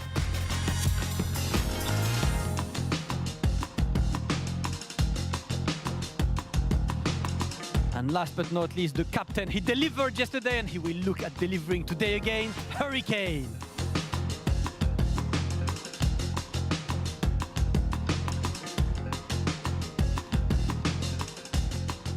Team Wolves, Infectious. Going to have a quick chat with you, of course. The first day, pretty good. The team vibe is looking good. What are we looking for today? Well, we're looking for the win as always. The team's feeling good, feeling strong, and we're prepared for the marathon that is Street Fighter League. Yeah, it is not a sprint, it's a marathon, right? You've got plenty of matches and everything. How did the preparation go for today with the team? Very well. It's one of those where you have one day, you perform, you come back, you reflect, you look at the days ahead and try and prepare for each potential matchup and character and player. And I think we've done pretty well with what we've got. Yeah, do you think you have that factor as the only modern player with a character people don't really play, Marisa? Do you think you're in a really good position to be kind of the surprise pick for any matchup? Well, it's good to have a variety of characters across the team, because that helps us tackle matchups that might be a bit more difficult for one person or another. So, yeah, definitely. All right, Team Wolves, you can take a seat on the home side. They will have the luxury of being ready to get their pick. And, of course, let's not forget the fifth man. Always there. We forgot him yesterday. He will be there right behind me, watching my every move. But we got the... Wait, hold up. How do you feel about the match? Talks as much as Ending Walker. I like this guy. Listen, we got the lineups for Team Solari. Sengan, F-Words. What's the lineup? I am looking forward to find out Damascus. The two teams are there, ready and poised, and let's find out what Solari's lineup is going to be. Was I correct? Pepito, Senor Power, Wasim, I got it spot on. We got it spot on. We got it spot on. We know what we're talking about, don't we, Sengan? That's right. Yeah, that's right, son. I had a feeling. You need a little prediction. Talk to me and Sengan, because we both predicted this, didn't we? Yeah. We definitely did. I mean, we were staying up super late last night, going over it, strategizing. We had a little disagreement here and there. Yeah. But I think we came to a happy. Yeah, we came to a happy agreement. You were there, and we were I was there. Met in the middle. Happy days, son. Yeah. Man, let's see if we get the counter picks right. That's gonna be exciting. So before we get to that, though, can I just give Damascus some advice? You know what you need to say to Ending Walker? Go on. You know, back in school, you say nothing if you're... So what you're going to do is say, if Ryu's busted, say nothing. Right? Let's head over to Damascus to find out who is going to come up first for Wolves. I will lab other stuff, F4. Don't worry. I got stuff. I'm still going to get bodied. We'll try. I will make it work before Logan. But for now, it's all about Team Solari against Wolves, led by Pepito. First player of the day. You had a pretty good day yesterday. Confidence that is max today? Yeah, sir. I have an amazing teammate. I think yesterday we all play good. Unfortunately, we lost against NIP, as I said yesterday. But after we won, and now we're here to win again. So let's do our best. All right, let's see what Solari is saying. And the question is on the Wolves side, who's taking on Pepito? It is Kusanagi. The first question, and actually we don't know the answer for this one, right? Character and control scheme, please. Terry Classic. Ooh. So, what's Terry like, man? Like, yesterday was really good, and you told me yesterday, right? Terry is working, so I'm keeping Terry. Is that the play today? Yeah, exactly. Yeah. With Terry, he fit my play style a lot, and I enjoy playing him. So I continue on this way, and I will do my best as always for the team. All right, Ryu versus Terry, Pepito versus Kusanagi. You guys can get ready for that first player match. It's going to be a first to two between Pepito and Kusanagi to start the game. F4 Sengan, take it away, guys. Well, he's fallen in love with that Terry, hasn't he? I can relate. Once you feel that power, yeah? And you're there, you're standing at full range, and you're like, oh my God, I can't get in. This guy's footsies are too good. And he just OG power wave. You know what? Let's play some Street Fighter. You know, I like it. He's going to go in there with the Terry. He had a fantastic performance against Mr. Crimson. You were going to call out one of his moments. I mean, you mentioned at the start of the game, this is your highlight player. Yeah. I think a standout performance in general yesterday, and quite an important game as well where he performed in. And then you have another guy who I think has been, if you talk about body language, performance, even when he's been against all and not won, he's just had such, you can just tell Pepito is very comfortable in this environment. Some people just got it like that. Yeah. So I like the fact they've put him first. That's why we called him to go first, because he's someone that can really get the team off to a flying start. But he's got a bit of a mountain to climb in Kusanagi's informed Terry to do it. Well, I would imagine that he's ran into Kusanagi's Terry once or twice in ranked. Pepito is one of the guys that normally has one of the top 5 spots in Europe with both Ken and Ryu. On the Street Fighter, on the leaderboard, CFN leaderboard. So, you know, I imagine what we will see is some player-specific counters to each other, but this is a different form. This is a different Kusanagi. You know, he's got the dad power up. He's played so well yesterday, taking up both the way that he dispatched of Problem X and Mr. Crimson was beautiful. Super confident. So Pepito does have his work cut out for him, but like you said, he's got the confidence. He's got the correct body language and the mentality to handle a player of Kusanagi's caliber. This is it. I just want to give a quick shout out to our compadres over in SFL US, the commentators all showing us love, but in particular as well, Yipes, he sends you guys all his love. That's my guy, man. That's your favourite commentator's favourite commentator. Man. Yeah, 100%. Can't sleep on the Yipinator, you know? He was restreaming the World Warrior yesterday for US, the finals, and, you know, he was like, tell those guys over there singing, tell them I love them, man. What's up, singing? How you doing, homie? Tell F-word I said, what's good, man? It's good, homie. Westmont, man. Tell everyone I said Westmont from NYC, man. Bro. Nah, there's no one like him, man. You know, you talk about, you know, wordplay and quick-witted humor as well as good game understanding. He's the guy. He's the GOAT, man. So many quotables and phrases. But listen, you got to shout out our guys as well, man. Doing a fantastic job over there. Mr. Street Fighter himself, Vicious. Yeah, Vicious, Ringe, Tasty Steve. That was a freaking sick. Rob on the mic, killing me, bro. Rob's absolutely crazy. Phenomenal. Hollywood. It's got to be the funnest one to watch in terms of like, because the Americans are just so brazen, aren't they? They just tell it how it is. Yeah. You got personalities like Punk there. It's like guaranteed entertainment. You know, you got guys like Rob there, guaranteed entertainment. It's phenomenal to watch. Aren't we spoiled rotten?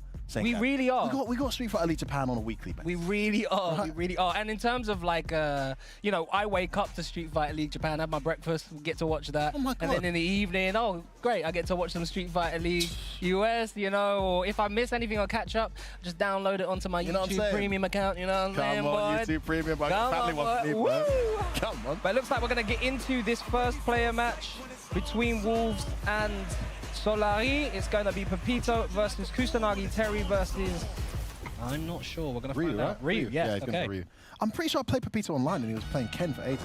Yeah, he switches between both. He's super high level with both characters. I haven't seen his Ken, but I guess most Kens have kind of switched through, unfortunately. Here we go. Kusanagi, that's my colour, mate. I don't appreciate you playing my colour, son. Yeah? And the dry rush over. He's just had a kid. It's his colour now. Oh, that's unsafe. Oh no, missed the conversion. That's unsafe. And I like standing up. Yeah, exactly. You don't know what strength it is. that's that experience. You've dropped it a few times. Love that combo. Base out the stand throw. It is a very good start from Kusanagi, but an execution error from Pepito. And it was a pretty wide gap in that execution error. He did the jab and then it was almost an eternity before the medium came out. Stringing him up. Oh, he's in the zone. Perfect parry OS sweep connect. He's gone for the bait 3 times now. Oh. Like that. Reacted correctly to the solar plexus, but he was holding down back, so he got the imperfect parry. Just for Paddy. Oh, nice space in there from Pepito. Getting some momentum of his own now. Nice meaty jab to keep the pressure going. Tries to charge in, but he's ready. Yeah. Oh, the delay back throw. He's been very cautious on Pepito's wake up. That's like 4 delays now, and it's all working out still, but lively for Pepito, and he's got the corner back with that back throw. Oh! What was that donkey kick whiff? Again, he's whiffing again. What's he doing? Oh, that was dead. He would have been able to kill there, but he's not going to get a chance. He doesn't get the meaty shoulder. Instead, he drops the blight kick and great conversion from Pepito. Yeah, it seems like Kusanagi in that space is holding his hands on that parry, so he's ready to drive rush, he's ready to just parry, fight any fireballs, so Pepito has to be careful, whiffing buttons and throwing out normals. Ooh, maybe a light Hashogeki to bait it out.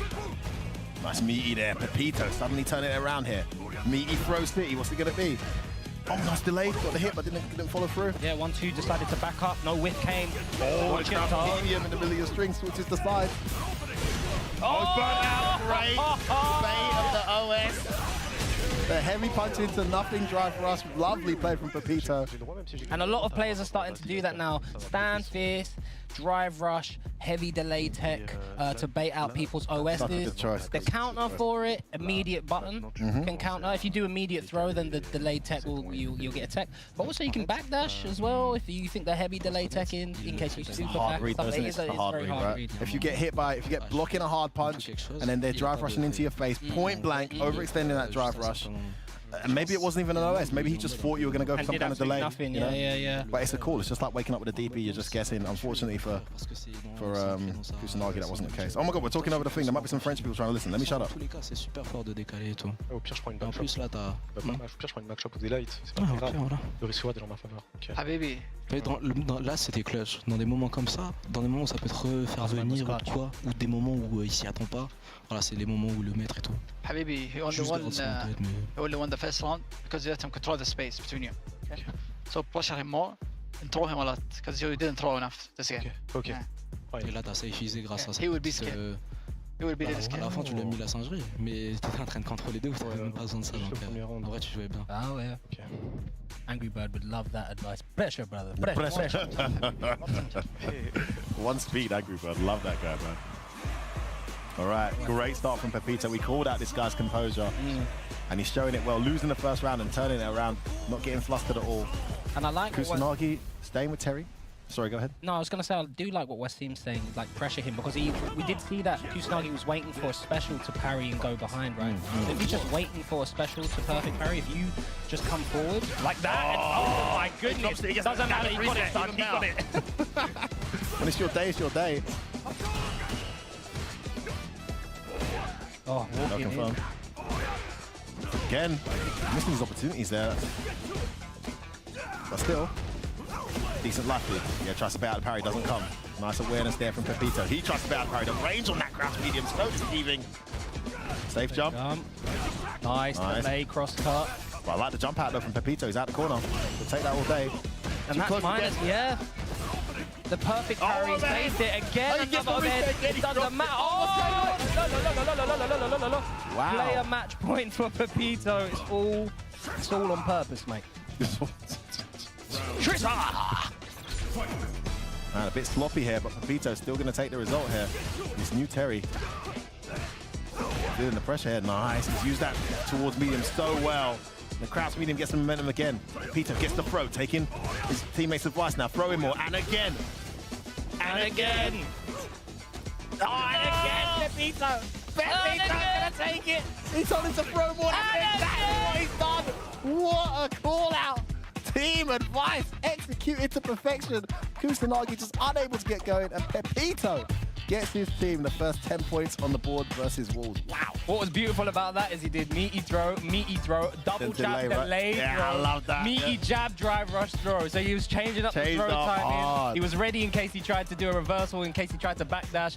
It wasn't just the same throw timing again and again and again. He purposely was trying to call out what Kusanagi was doing, and Kusanagi just sat there and did no options. You cannot afford to do absolutely nothing, especially when your health is that low. You have to make a commitment. Especially against Ryu as well, right? I mean, it's just one of them characters. But listen, great play, great awareness from the teammates, great advice, well implemented. That is Team Street Fighter to perfection. Yeah. Right? I love the fact that he won the game and they still said, hey, you should do this more. Yeah. And he implemented it and it worked. You know? It's just wonderful play. And the drive rush overhead was how he implemented it. Yeah, it was like, you got to be more aggressive, more pressure. Okay. I think I've got an idea. Drive rush over crease.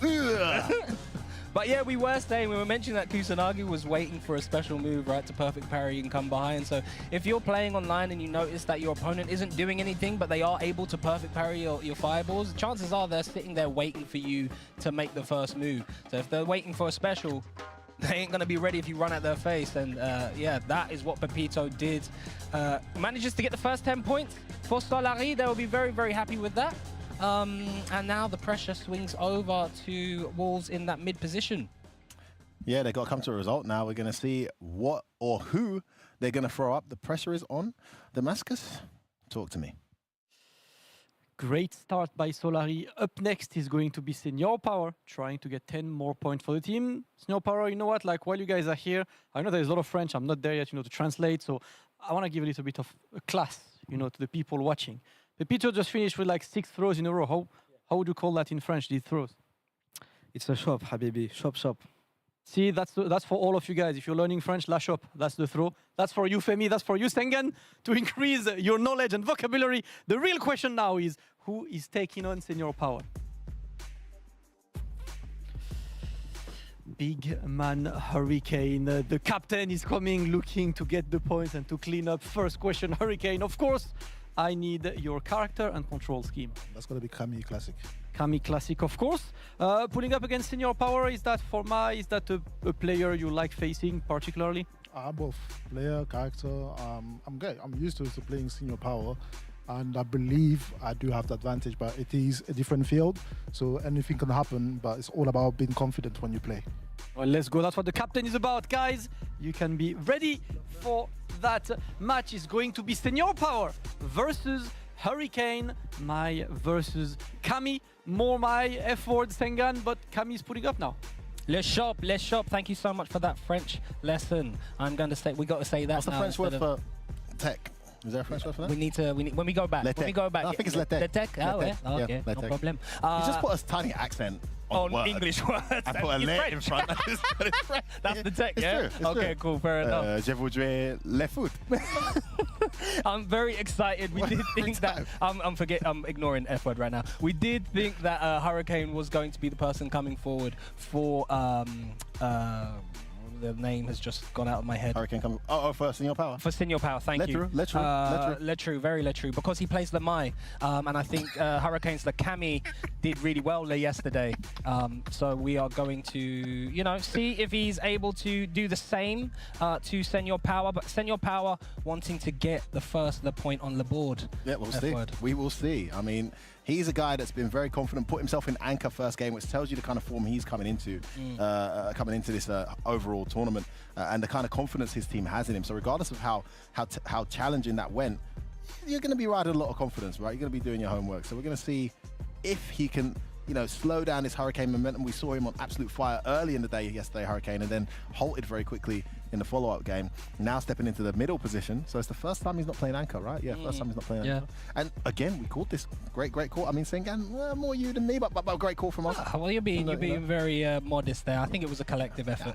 But yeah, I think, like you said yesterday, Hurricane was on great form, but then the end of the day, it really did fall apart when he faced Ending Walker. And if I'm the other teams, I'm watching that match specifically very closely. You saw Ending Walker hardly press any buttons in neutral, a very safe approach with jabs and fireballs, and that got Hurricane overextending, overpressing. It made him uncomfortable, and because Hurricane was constantly pressing buttons in that neutral space, it gave Ending Walker all the information he needed. Now, has Senior Power watched that and thought that could be a strategy he could use with Mai, or is he just gonna, stay true to how he plays and not try and overthink it, overcook the egg? I'm very excited to see the match between these two players. Interesting. I'm just looking. I'm trying to find some recent history between these two guys.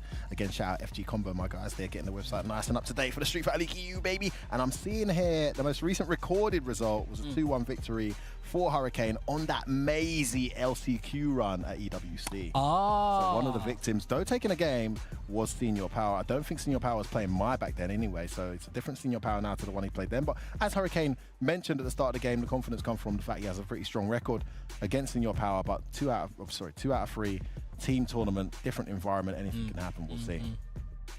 Very much so. F-word, excited for this indeed. And yeah, Excited to see what the Yanka match. We'll get back to that in a bit, but I was so sure that they would send up Kusanagi as the third player. Hold on a minute, bro. What's going on? Yeah, I'm really curious to see who anchors for Wolves now. Hurricane, the traditional anchor historically, is now stepping out of the anchor position. Kusanagi, who I think was after his wonderful performance, almost an obvious one to anchor. He's not anchored. He's gone forward for the re, which didn't work out. Yeah. And then obviously you've got Infectious sitting there, who can anchor because he's just very poised, very composed, and very capable. And who's the other player on Wolves? Takamura. Takamura can act. Well, you don't know what you're going to get with Takamura because he could blow up everybody in the studio. Yeah. If he's feeling it, he'll just body everyone. Ken versus Akuma, I think maybe they'd send up Takamura for that last stop because I don't feel they would send him up against a Guile, especially after what we saw yesterday. But when it comes to like matchups that Takamura is very confident in, he's one of the best in the world. We've seen him face Takido, players of that ilk, you know, in Shoto matches. So you see there, Senor Power collecting himself, closing his eyes, staying present. That's what you need to do in these type of team tournaments. It's all good having the matchups, the notes on the players, but as soon as the round one starts, you kind of have to throw all of that out the window because you don't know what your opponent is going to be bringing to you. They could play completely different to how they normally play, and you've got to be ready to adjust on the fly. And we can hear the music. The years have been shouted. And it's time to let's start the game. Let's start the game. No, it's not let's start the game. It's let's start. Let's start the game. The game. It's not. If there's no accent, then it's not French. Wait. Les apologies. Les apologies. Yeah, les apologies. Or les apologies. Les apologies. Okay, now you're speaking fluent French. Welcome. Thank you. Welcome to France. Yeah. Si. Oh, nice. I feel like a string jab for some reason. Hurricane was able to interrupt. Nice back right to get out of the sequence there. Button gets whiff punished with a jump. Delayed crouch medium connects. Gonna charge up them fans then, guys. Yeah, he's being... missed the whiff punish. Very dangerous position here now for Senor Power. That roundhouse has just been paying dividends so far. Only been jumped once. Yeah, you can do that. Oh, you can do that. Tried to bait him, it didn't matter. Goes in. Oh, just counter hit. But he could have killed there, surely. Had to extend. Oh, it blocked the thing. Hurricane went for the Hurricane. It didn't work out. Good block on the top low. No, what? That's what you get for anti-airing with back medium punch. DP. Use your DP. He loves to mix up afterwards, but just DP sometimes. Great pressure there from Senor Power. Fantastic pressure. Oh, no DP there. Delayed jump back. It's not a scenario. Misses that heavy kick. He's loving that button. Yeah, he's pressed it like 4 times now. Big bang. Gonna hurt. Off was gonna spend to attack the gauge. He doesn't. Keeps the pressure on. Meaty stand medium into the follow-up. It should be a dead. My, absolutely, yep. And you see that happen a lot when people's bars get really low. They just decide to hold up or jump out and take the hit. But if you can't afford to take the hit, you're giving the round away. This is it. Oh, by the way, Sengan, that was a Le Parfait. La Parfait. Thank you very much, F1. Big jump again. Hurricane just keeps on jumping over these long normals. That wasn't even delayed. That was an immediate wake up. Oh, goes for the meaty. Yeah, plus. Easy. Oh, what? No. Is that how man's going on? Counter level 3. That's the first time he's done spin knuckle the whole set. Man did level 3. Shut up. Hurricane still fighting back. What? Pat. Hits the conversion off the light string. Convert. Catch out stand. Watch for the stand roundhouse. It is coming back out. Oh, throws him out. Just let's go to parry in time to not get punish count at least. Oh, what was that? I'm not sure. Is it late? Some executioners there for Hurricane. Back OTP. Wake up. Oh my goodness. Oh, he bet everything. It's not going to pay off. He tried a couple of classic Hurricane things there. Both times, Senor Power was ready. Great awareness, great anticipation for Senor Power. First blocking the cross-up spin knuckle in the first round. And then avoiding that hooligan, which has hit so many people at so many levels. And then also countering the heavy spin knuckle with level 3. Oh, it just looked like he called out Hurricane's big bets every single time during that first player match. Wonderful play there from Senor Power. Wonderful play. Incredible play. Let's see if Wolf's going to say anything to Hurricane. Great position here right now for Team Solari.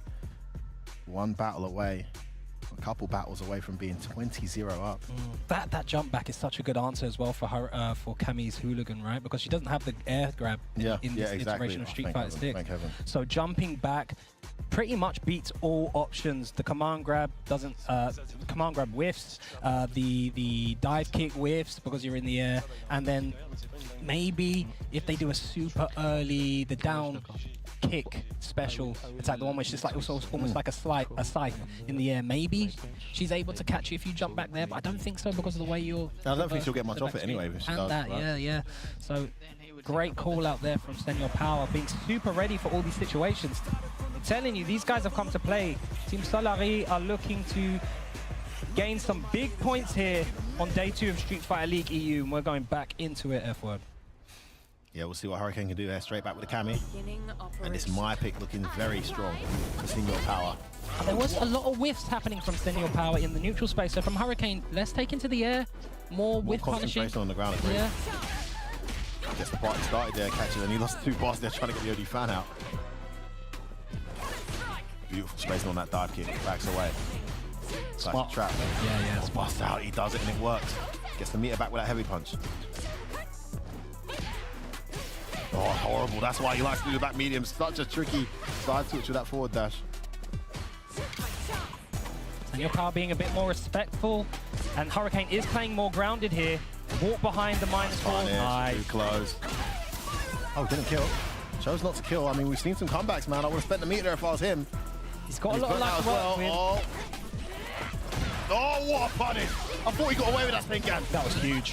And now he's in the corner. He's got to play this mini game of blocking. Oh, beautiful interruption. You're not going to overhead me, says Hurricane. Takes that first round. The adjustment is here. Adapt to the man. Saves the bars as well. That's what he was trying to save by not spending for the kill. Able to do it. Yeah, much more slow pace from Hurricane here, Fred. Nice catch there. Such good range on that crouch jab. Oh, this time the hooligan does connect. Sorry, the spin knuckle. Wake up, crouch, medium kick, don't shimmy me, says Senor Power. The full jump in, just catches Hurricane unaware. Tries to go into throw loops. Hurricane takes another DP, heading towards game point here. Oh, Hurricane goes in. To the corner you go. Double dash in the throw. He's 1 hit away potentially now. 2 drive rushes in. All he needs is 1 with punish on Hurricane's side. Oi. It would have worked if you did the command grab. No, it would have actually worked that time. Dash forward, crouch, medium kick, big whip, big bet. Nice jump back from Senor Power, goes in now, burns her out. Should be able to hit. Wonderful choice from Senor Power. I'm so surprised the level 3 didn't come out on the jump back. Right. That's something that Hurricane normally calls out. Always. Great call, Sengan. We've seen him absolutely call that out. He smells the fear. And maybe being 1 down here is catching him, and it's now game point. Misses his dive kick, Hurricane. When will that stop happening? Poor guy. Senor Power in great position in here. Got the fans up too. A lot of respect. These far ranges aren't getting anti-air DP because, of course, the light dive kick can call it out. Nice whip punish there from Hurricane. Can this get the party started, F-word? Oh, what a choice. The back dash avoids the throw. Great bet. Oh, count with it. Does he would have killed? He's still 1 hit away from killing. Goes for the overhead. No, Hurricane interrupts. Wake up, crowd. Wake up. Oh, there, this one's going to do it. Yes, he is. You called it. And as if Hurricane heard you, don't jump back against this guy. He's always ready. And that locks in the burnout as well. But he's got that level 3. Got to watch out. Wow, Senor Power look even more dangerous. Oh, he's with one button too many. Counter here in the process. And Hurricane ties it up. What a piece. We've got a real mess again. Wow, what a response from Hurricane, man. All of this momentum is now going to switch over to Senor Power side. I mean, it has switched over to Hurricane side. Si pique, c'est pas grave. Mais c'est quand il te met pif level 1 où ça devient tricky, tu vois. Mais commence à plus imposer des choix. Là, les 2 games précédents, tu commences à mitcher avec des lights. Il tapait au bout du 3e.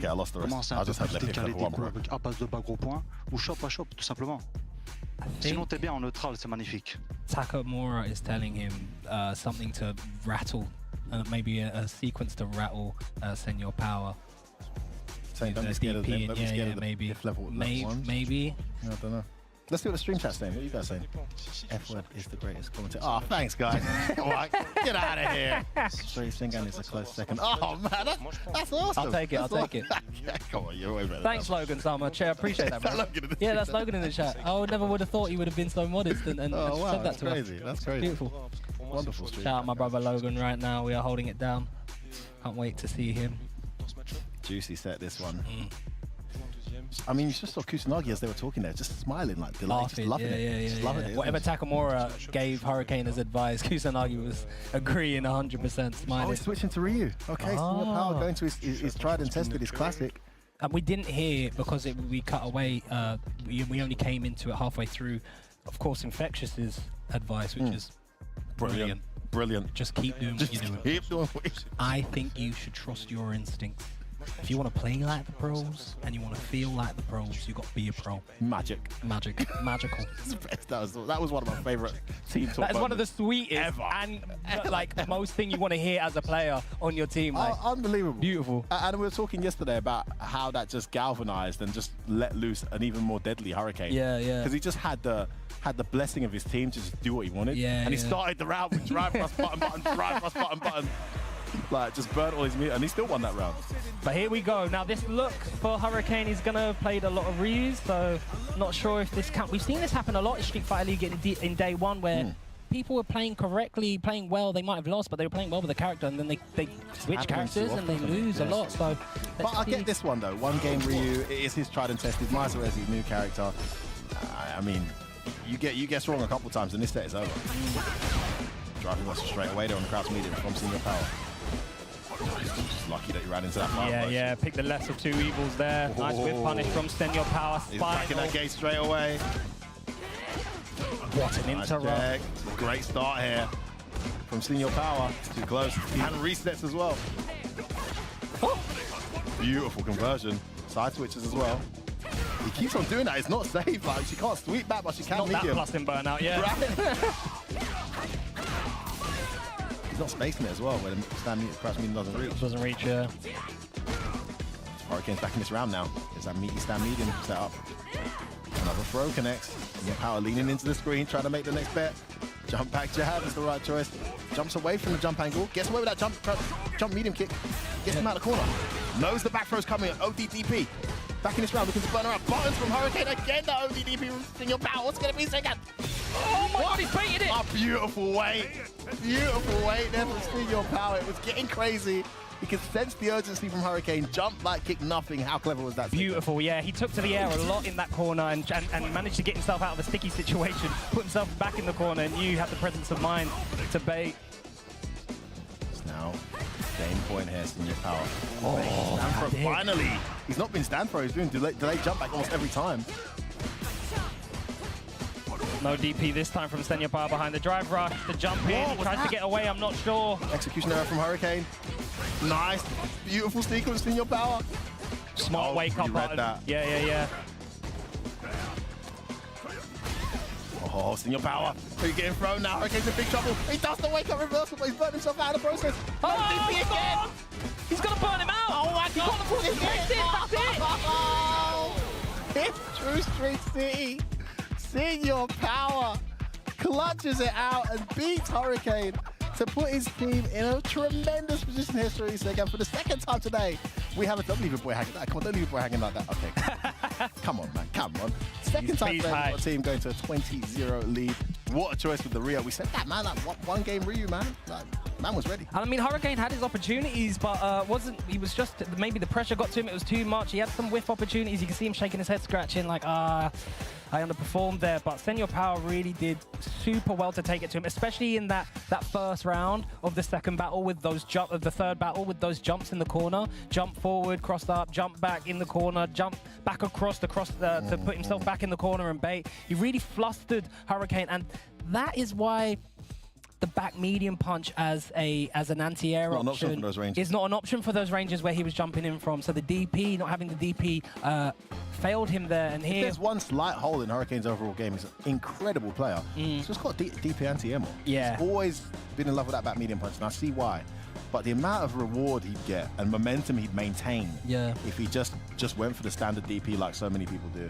It's fine having the back medium punch. I like the back medium. If you have both. You know, if you know your ranges, you're close to me. Exactly. I can back medium punch. Now that we're the farther range, I'm doing my DPs. You know, but it's just more reliable, less ambiguous.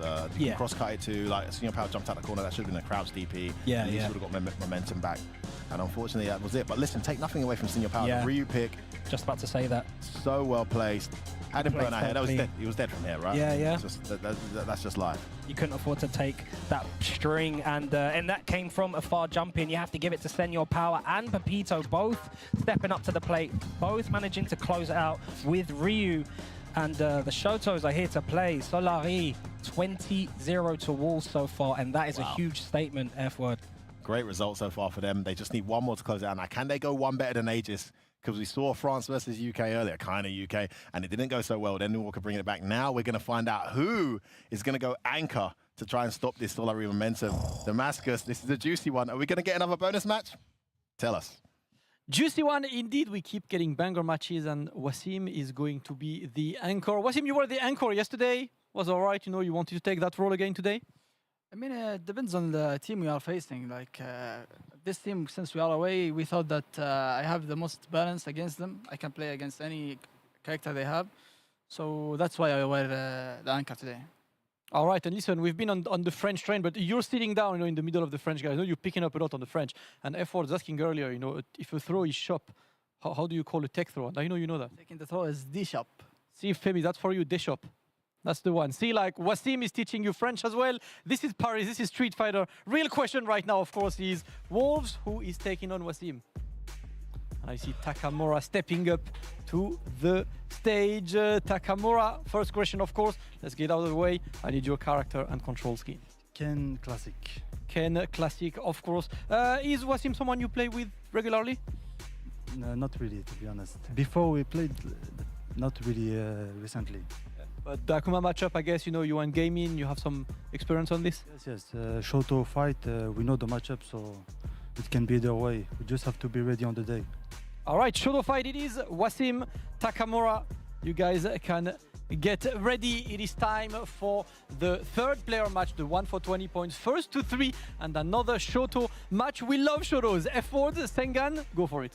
Thank you so much, Damascus. We are getting into that all-important anchor match, and it is all to play for Wolves. They cannot afford to go down 40-0. The points mean too much this early in the season. And sending up Takamura, you know, I thought it would be Kusanagi coming up in this anchor spot, but if Kusanagi came up first, I thought they would save Infectious for Akainu. So, of course, it's no surprise at all to see Takamura come up against Wasim. And I'm excited for this one because Kusanagi. Help me out here, mate. Takamura, thank you. Okay. Sorry, my bad. Takamura Just said his name a minute ago. I know. I don't know what's going on, mate. I don't know what's happening. What's happening Takamura is super comfortable in the Shoto matches, right? So expect to see a little bit of magic, as Jammers likes to call him, the magician here in this matchup. And he has got first to 3 to play with. Now, having said that, Takamura said that he hasn't really played Wasim as of late. I know you're trying to find out the head-to-head matchup by FG Combo, but I haven't seen these guys play in any tournaments that I can really think of. I don't really see them play online either. I mean, I'm interested to see what Wasim has to bring to Takamura. He's a super capable player, of course, plays with the Birds. I imagine he would have played against Angry Birds Ken, so has plenty of experience in this matchup as well. And they've got some great players in his region too. And yeah. It's not just in the UAE, right? Also in Saudi, there's some super strong players. 100%. Variety of characters there. They've got the juries, the JPs.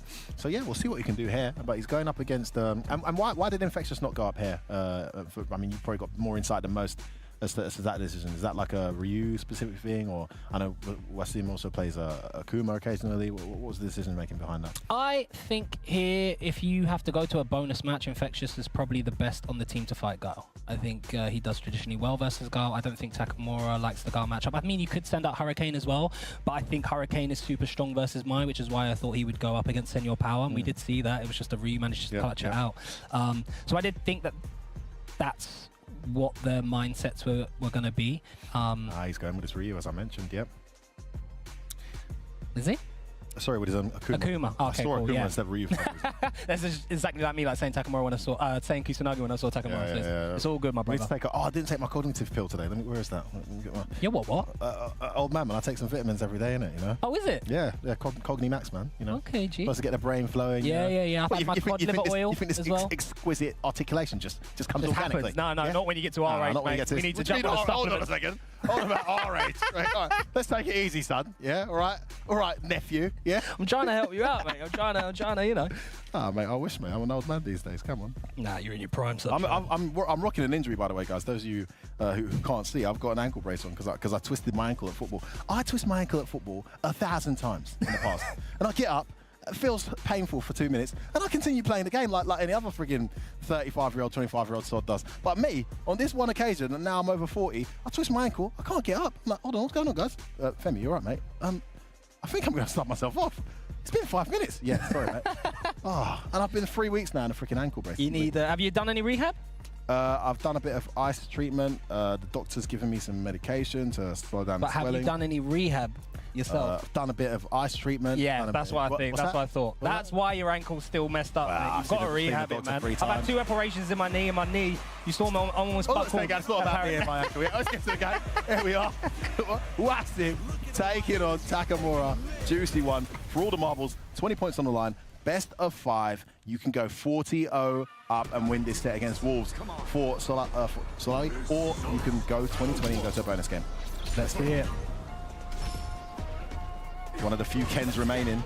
We saw a tremendous Ken qualify recently in Chris T. All beautiful walk back after the parry. Okay, interesting. Tries to dash throw on the +6. Wassim back dashing straight away in the first knockdown. Oh, he tried to parry it. That's unlucky. Then he OS. Great button there from Wassim, acknowledging that. Backdash from Takamura on wake up. Big bets in neutral so far from these guys on defense. Nice whiff punish. Oh, reset the gimme! To the corner you go. Spend it all. Level 1, no. So. Reset.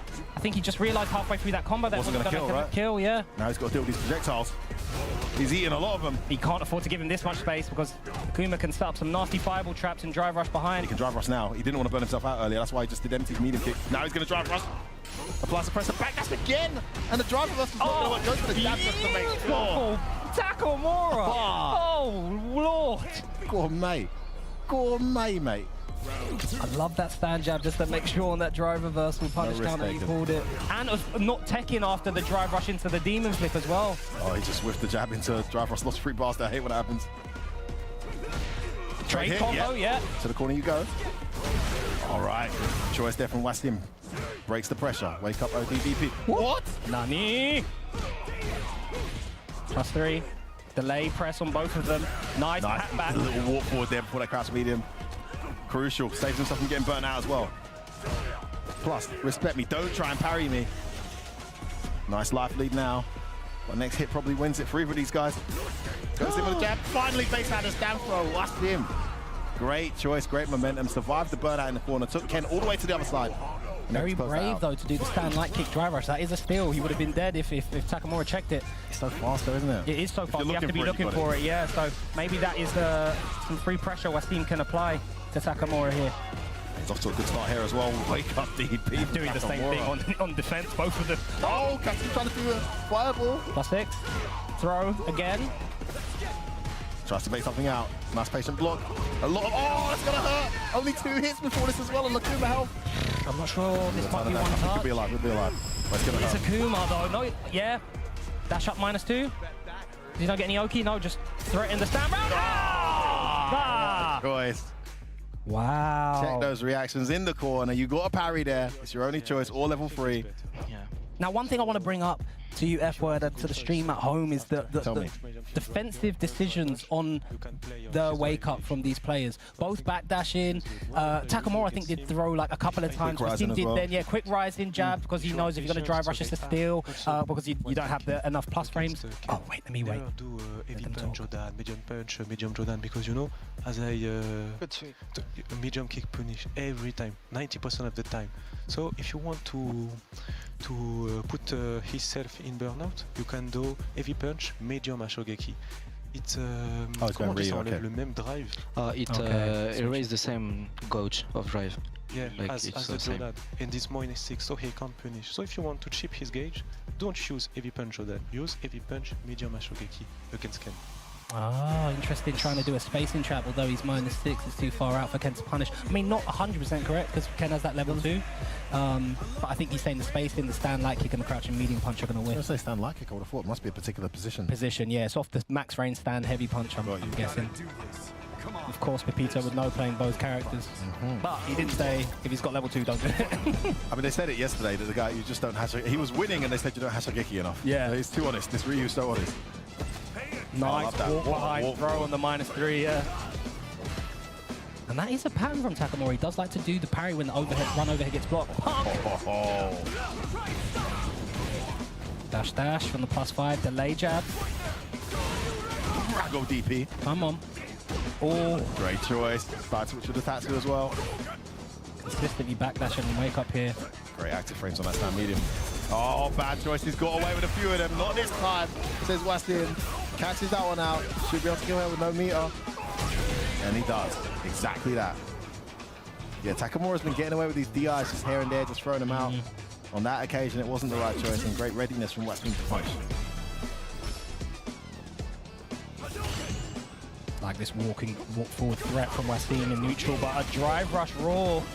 Catches him unaware, another backdash. This time it looked a tiny bit delayed. Nice tap back with the crouch medium kick. Don't try and shimmy me, says Takamori. He's got the corner again. Tap, tap.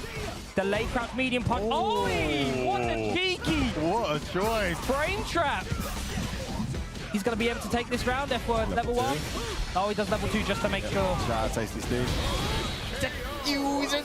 Yeah. I do like that. I know he definitely doesn't say that, though, Tasty. Yeah, he does. He does. Yeah, he does. Did you hear him? It sounds cool, though, so we'll take it. Dash up, shimmy. Okay, gets the grab. Starting to apply pressure. Don't parry. Not this time, I like it. It would have worked, actually. Again. So hard to read a Takamura. It's 100% on the ODDP so far. He's not been baited out once. Big whiff. Nothing off of it. Westin maybe a stand light kick into drive rush he's liking in neutral. I don't think we've seen a single Hashogeki yet. No, we haven't. He's not been able to get into the range of that stand fierce. There is a stand fierce into the level 3. Yeah. Momentum and gauge attack. Probably just going to be immediately viable here. No, he's only +14 on this, or +15, so he doesn't necessarily get a drive rush. Can't bait Ken's DP. Oh, he tries again. What's he trying to catch? A random fireball? That's not going to be the bet to pay off. And Westin should be able to start up here. No. Westin's got level 1. Oh. No, neither. He can't. Yeah, he can't touch. Get special move touch. Yeah, nice. Fair enough. Standing at that range where it's almost impossible to react to a fireball. Il a juste perdu là-dessus. C'était un peu plus patient. C'était nickel.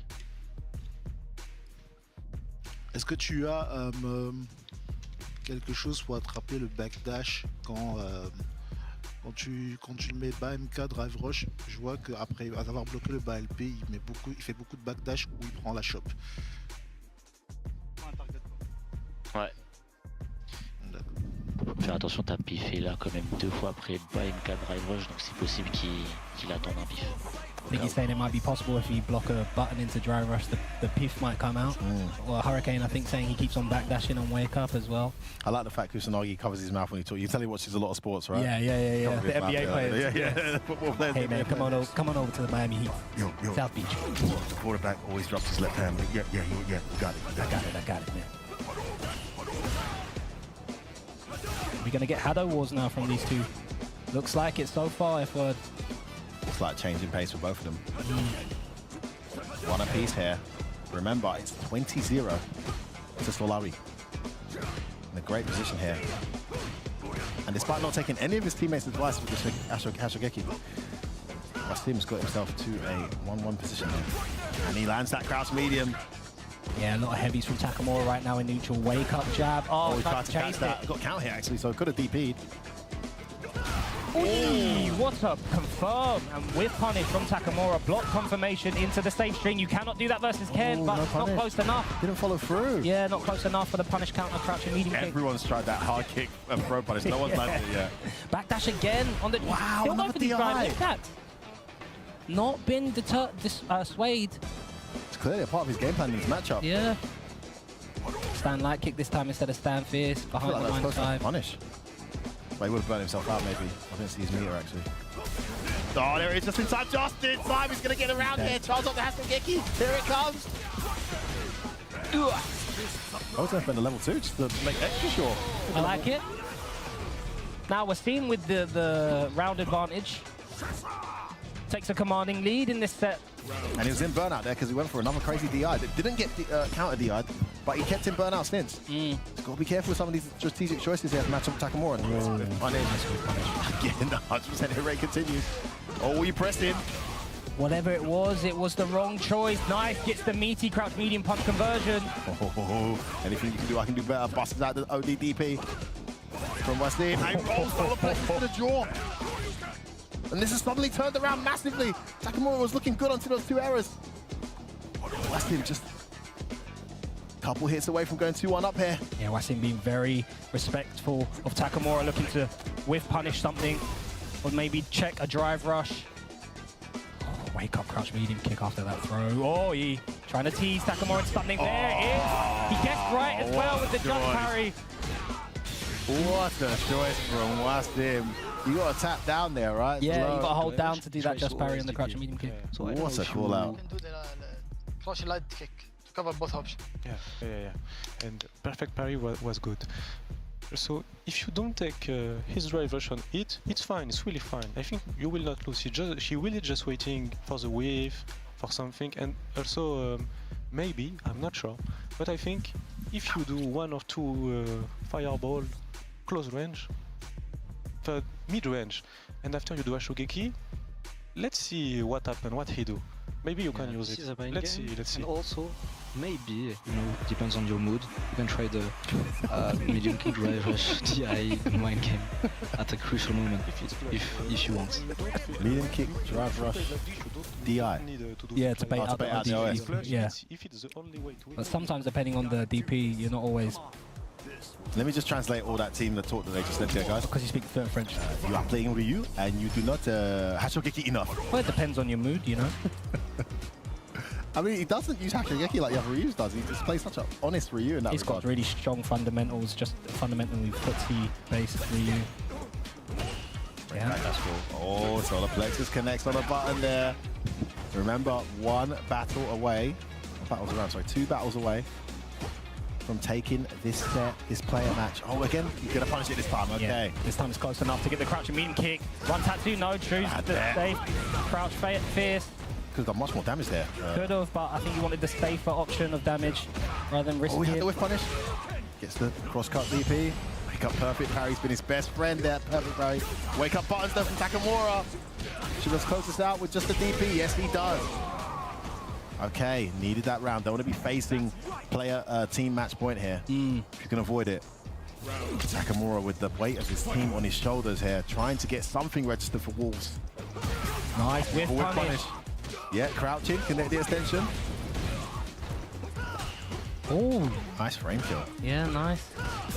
And that was a minus to bait like a level 1 or level 2 because he's 0, but he pressed the button before, so he went -3. Oh, yeah, my drive was faster than yours. Gonna get burnt out here if he's not careful. Oh. Yeah, he's trying to escape. Oh, here comes the burnout. Yeah, no, Hashogeki, just fireball. Classic Ryu Hashogeki opportunity there. Oh, tried to walk up shimmy. Oh, nice. He had the right read. If he did the crouch like it, he's on form with that F word. Oh my God. Horrible situation, horrible situation. Okay, he's got extended now. Finally, we see a few Hashogekis, only in burnout. And the fireball catches Takamura trying to run away. And we have ourselves a team match point for Wasim and Team Salawi. And he is stocked up with that level 3. The drive rush overhead will be devastating. Oh, anything will be devastating here. Gets the toes, gets the Denjin charge. Oh. One tap, nothing. Dangerous when he's got his back to the wall. You saw he just wanted to put the tempo up and get the pressure on him. Gets the notice in here. It's not going to be too much damage, but it's going to be a good amount of gauge recovery. And he's towards the corner. These raw drive rushes has been working out really well for Takamura in neutral. Oh, the heavy. Jimmy catches him out. Oh, big whiff, not punished. Gets the punish. Yeah, goes to target combo just in case it wasn't long enough. Wake up level 3. That was guaranteed. That was so guaranteed. What a call. You get the dash, meaty stand heavy punch off of that target combo. Wasim, of course, knew, so it was a smart bet. He has got a game to play with, a battle to play with. Almost burnt out here. +3 again. Oh, can I get it? 4. He did have it, F-word. Stand like Didn't want to burn himself out. Can't get hit by overhead, can't get hit by nothing. It's still dangerous with Ryu's damage output. Oh. They're both doing the stand like kick threat. Step point. That's too close. Yeah, but it's one. He's used such a close range. Donkey kick. Excellent. Beautiful. Magic. Brilliant. Brilliant. I can't believe you brought that back, lad. Well done. Très bien. Man, I think actually credits Takamura, but Wasim definitely cracked a little bit there. I mean, there was no reason to do that donkey kick from that range. I think he just wanted to try and catch something to close it out. Quand tu fais gros point général, Listen, pas lad, MK don't do any général, more of au that deuxième drive hit, impact, souvent, alright? on fait pari. You haven't got any more battles to play with. But brilliant stuff. Magic. If you're in the mood, drive rush more. Oh, there's the toes again. Are we going to see another bonus match? I think Wasim. Oh my god! What's that? 6 out of 6, mate. Oh, yeah, the medium. He had, there's no confirmed, didn't believe. These more drive rushes, yeah, that's word. Stop pressure drive rush is really catching Wasim out. Nice, walk forward into the crosscut DP. Back, that's nice switch, 10 baby, back to the corner you go. Oh, what? The perfect parries from Wasim. Gets the side switch again. Finally! The rush has come back. Not going to be able to kill though. Again. And he's in burnout. Wait, but burn again! Oh, Ken, drive rush press. Oh, nice. Walk back into the whiff punish.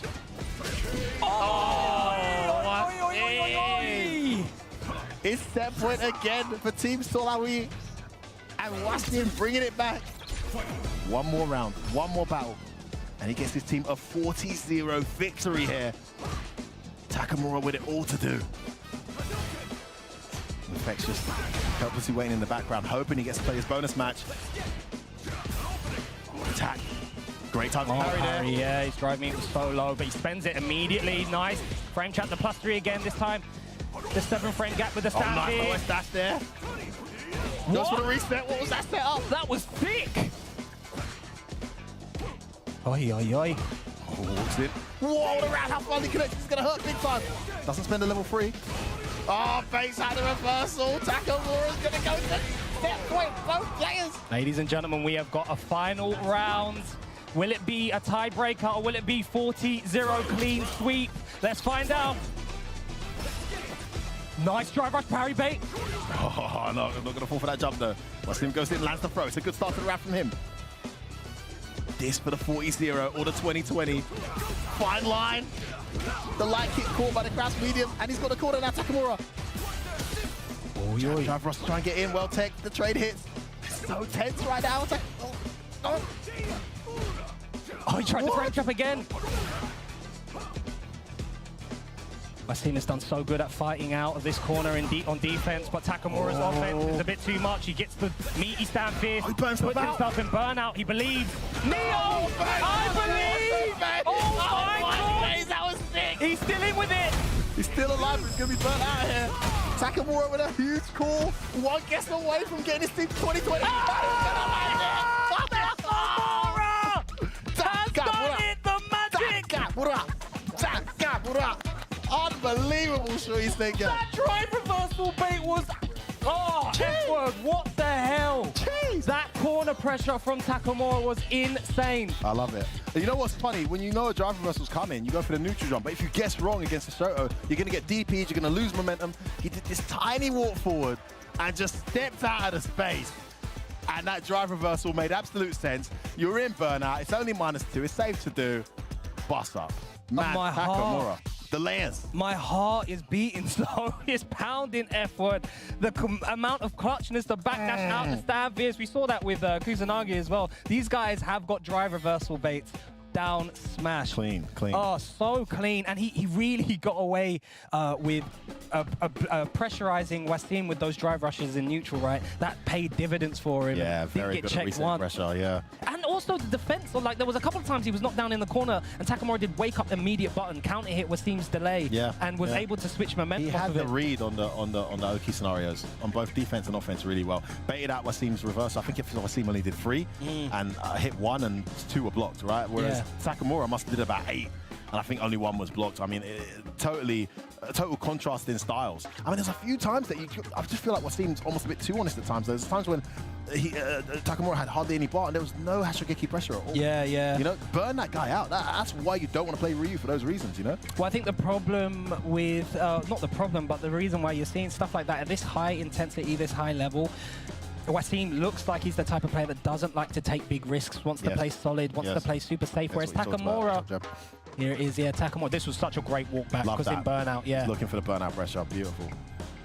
And then the parry there, and then it was all Takamura. Once he got this corner, once he got that first crouch and medium kick drive rush. Burnt himself out as well. I begin to believe, that's so good. So sneaky, so good. The little walk forward first. Oh, my, guaranteed wake-up drive reversal every time because he's just burnt himself out. You're thinking he's going in, there's no way he's baiting here. It's like as a setup, it's like, okay, I'm going to burn myself out.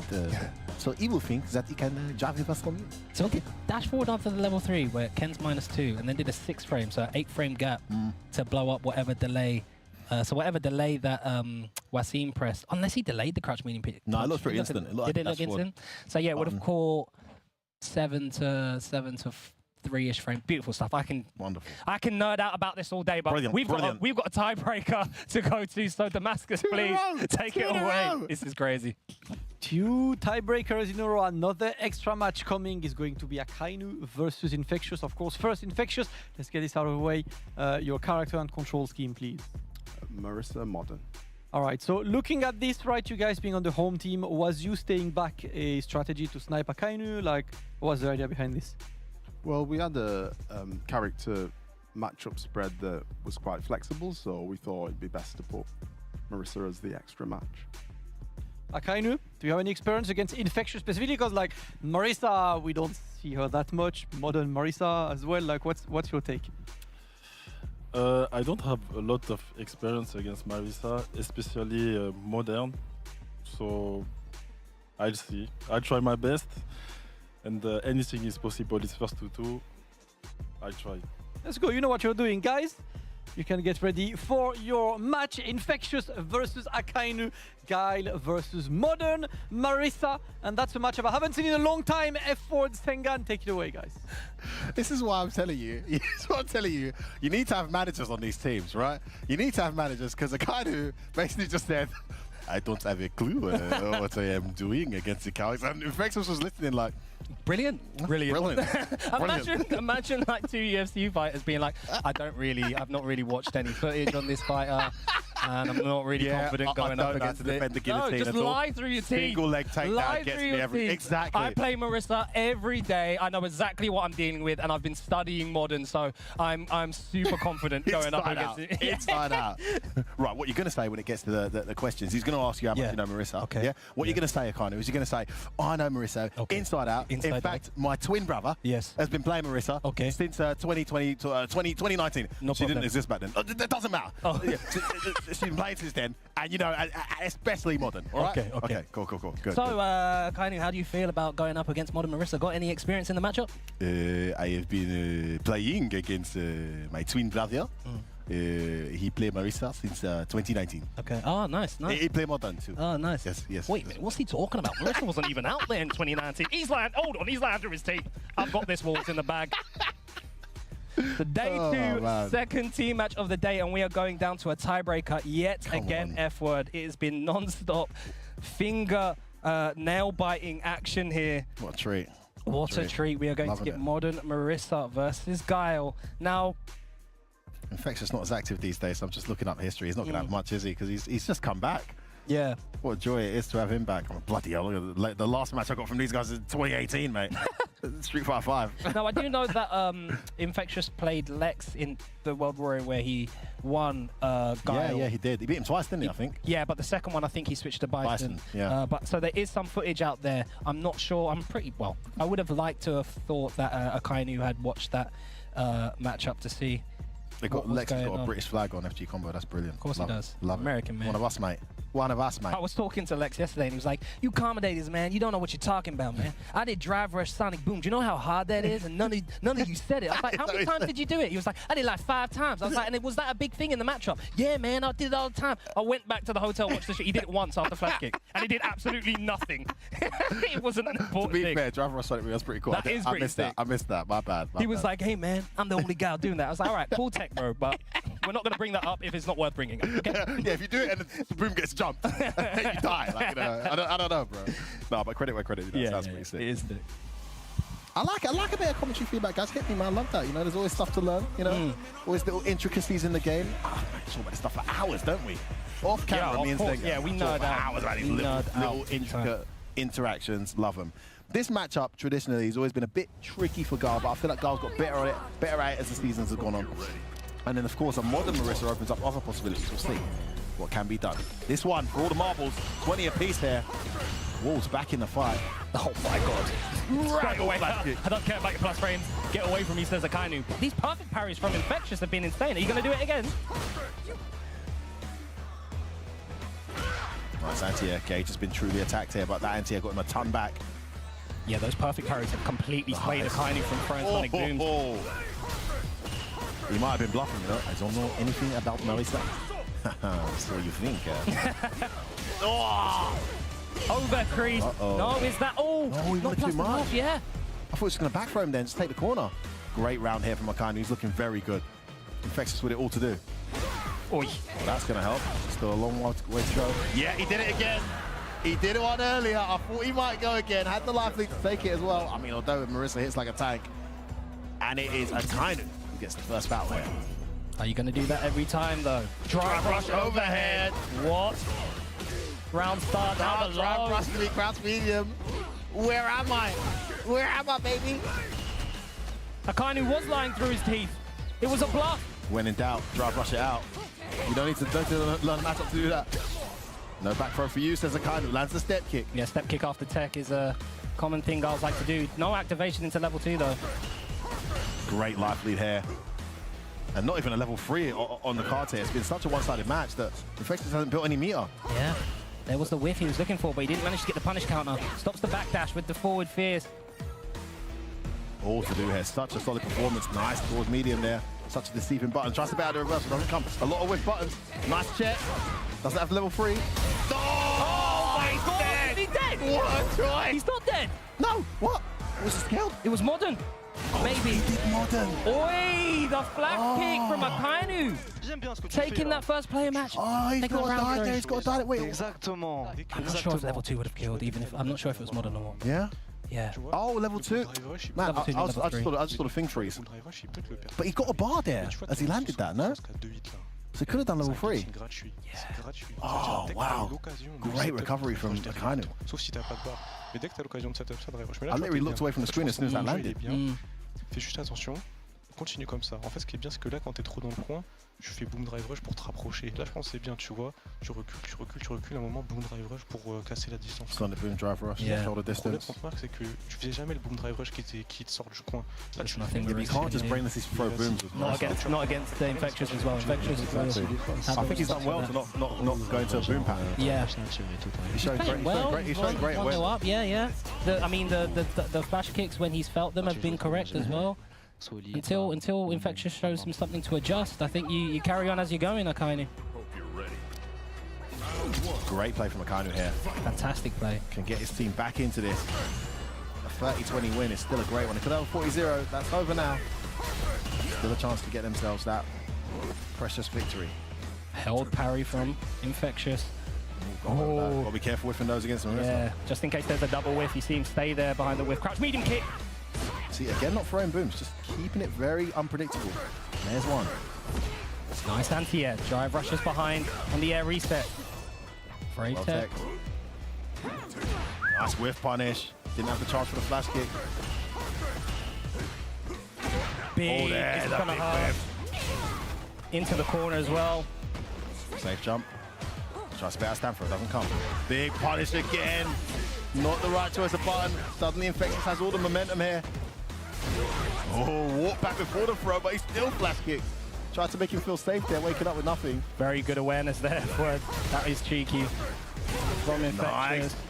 It's going to be very hard to close this round out. Kind of not giving up. There it is. God. These perfect parries on these sonic booms, F-Word. Don't forget about the phalanx, boy. So good, that. That's when you start seeing the matchup play out a bit more. When Gal goes into boom patterns, she's got some of the answers for that. But Akanu's done a good job of not going into that zone, so Infectious hasn't had a chance to whip it out. That's the first time we've really seen him do it. Minus 80, drive rushes behind and counter hits him. Don't press buttons. 20 frame gap, 21 frame gap.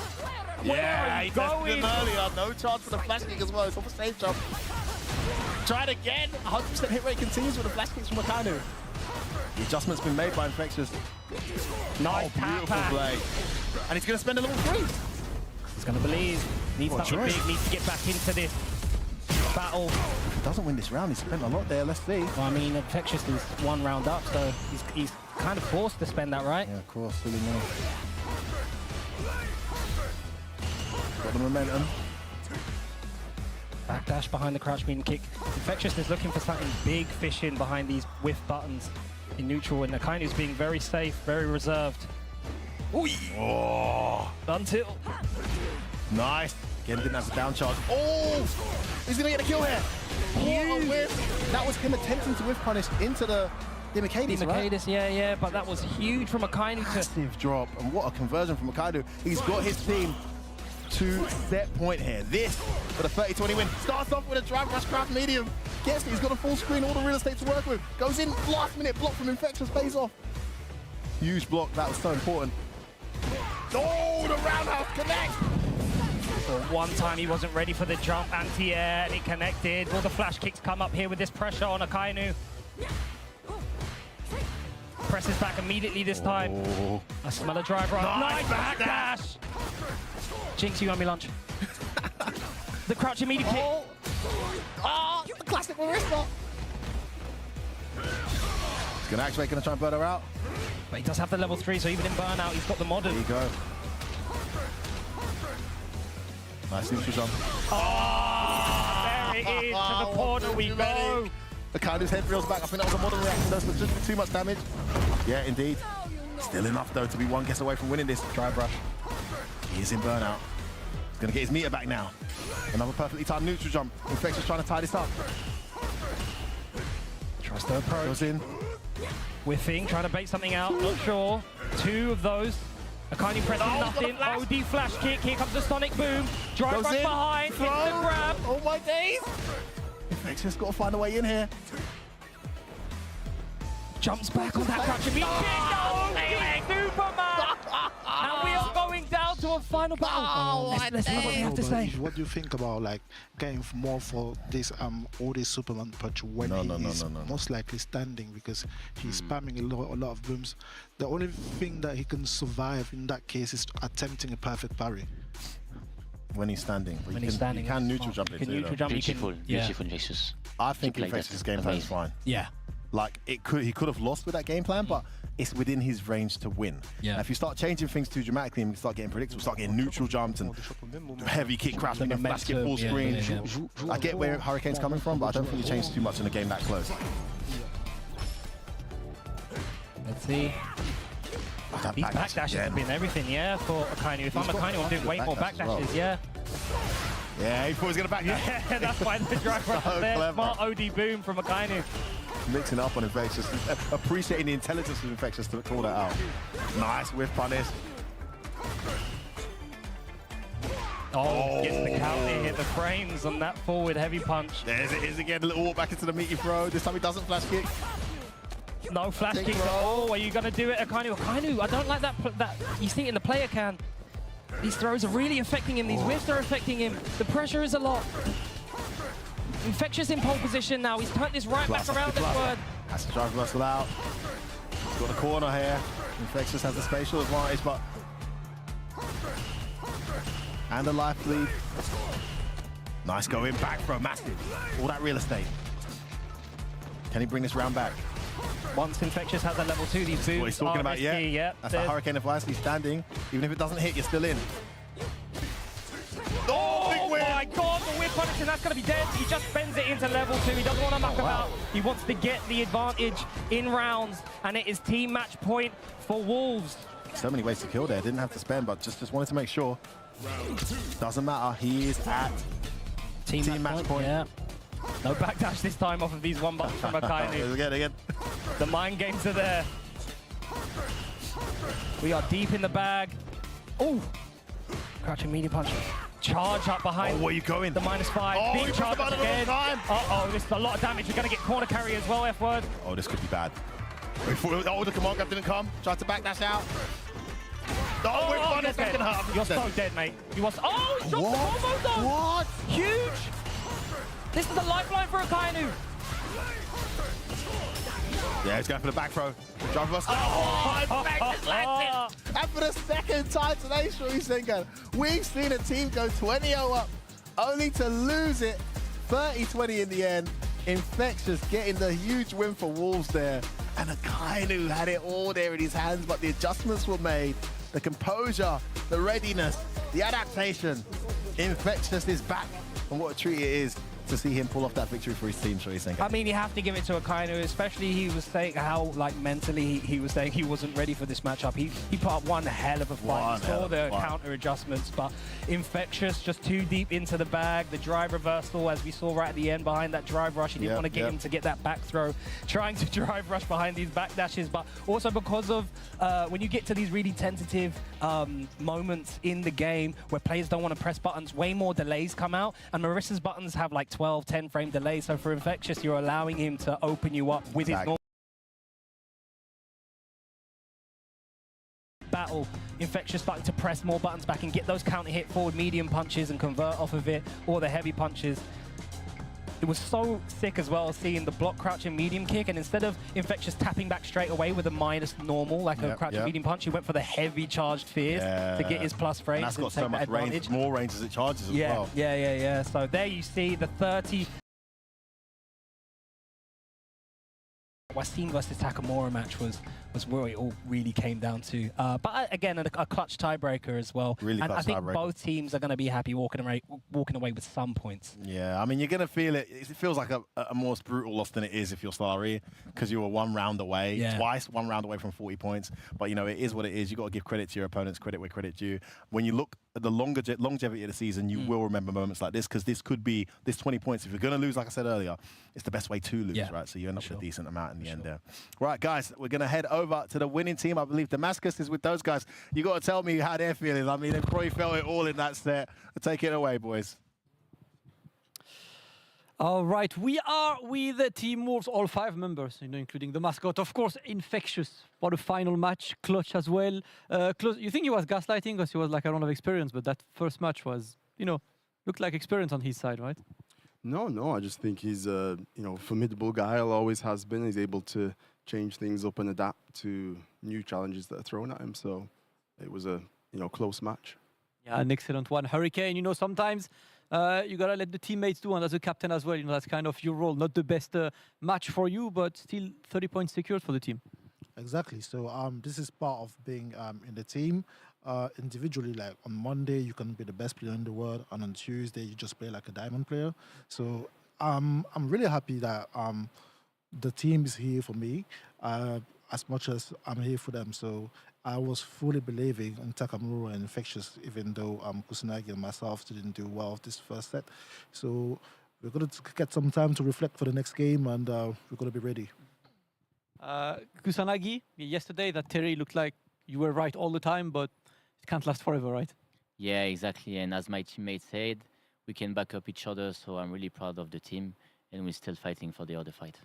Speaking of backing up each other, Takamura, man, this anchor match was incredible, right? Back and forth as well. You forced him to go on the Ryu. Was it what you wanted, Ryu, or like would you rather have stayed against Akuma? Because at the end of the day, like your plays, your hard reads were incredible. To be honest, I was prepared for his Ryu, and I was watching video and getting prepared. And when I saw Akuma, I was a little bit, I doubted a little bit, to be honest, but it went well. I won the first game, then he went back to Ryu, and I start to adapt, understand until the end. It's a well-deserved victory, 30 points, and you know Solarino Slash are still 20 points in the bank. Very important to rack up as many points as you can. Even when you lose, you still get some points. We're gonna take a quick 5 minutes break before coming back with our next match. That will be team match number 3 between NIP and Goliath Gaming. 5 minutes, and then back with more action here at Street Fighter League Europe.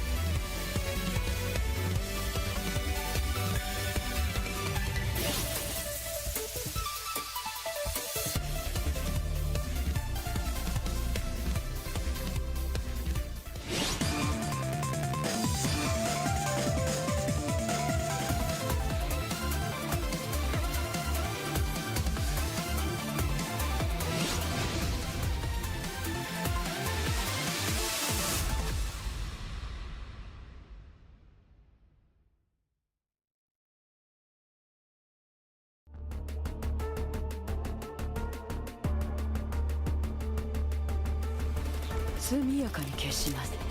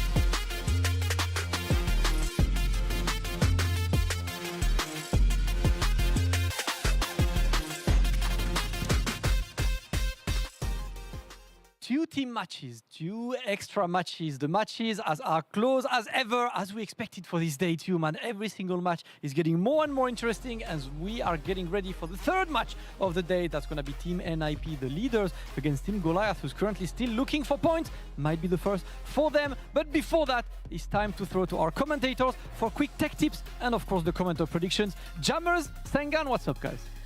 Thank you, Damascus. I need tech tips in my life right now, Jammers, because my heart is racing. I need you to calm me back down and teach me a little something about Street Fighter 6. All right, guys. It might raise the blood pressure a little bit. So what I've gone with today is I've gone with optimal. Now, if you actually know what the word optimal means, it means going for the best favorable solution in any given situation.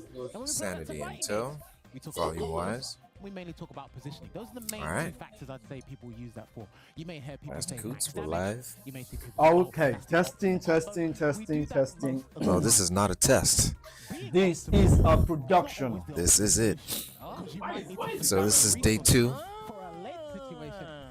SFL. What? Oh, I told you, man. Apprentice. I was on black, that's why. Camera likes you. Plus, you're wearing a colored shirt again. Better? I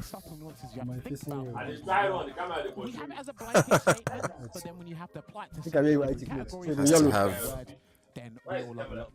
everything in frame. The colors. Mine is black. This is day 2. SFL League. When it comes to Street Fighter 6. Yeah, Paris, France. I know you done I know. I'll let you know once I do.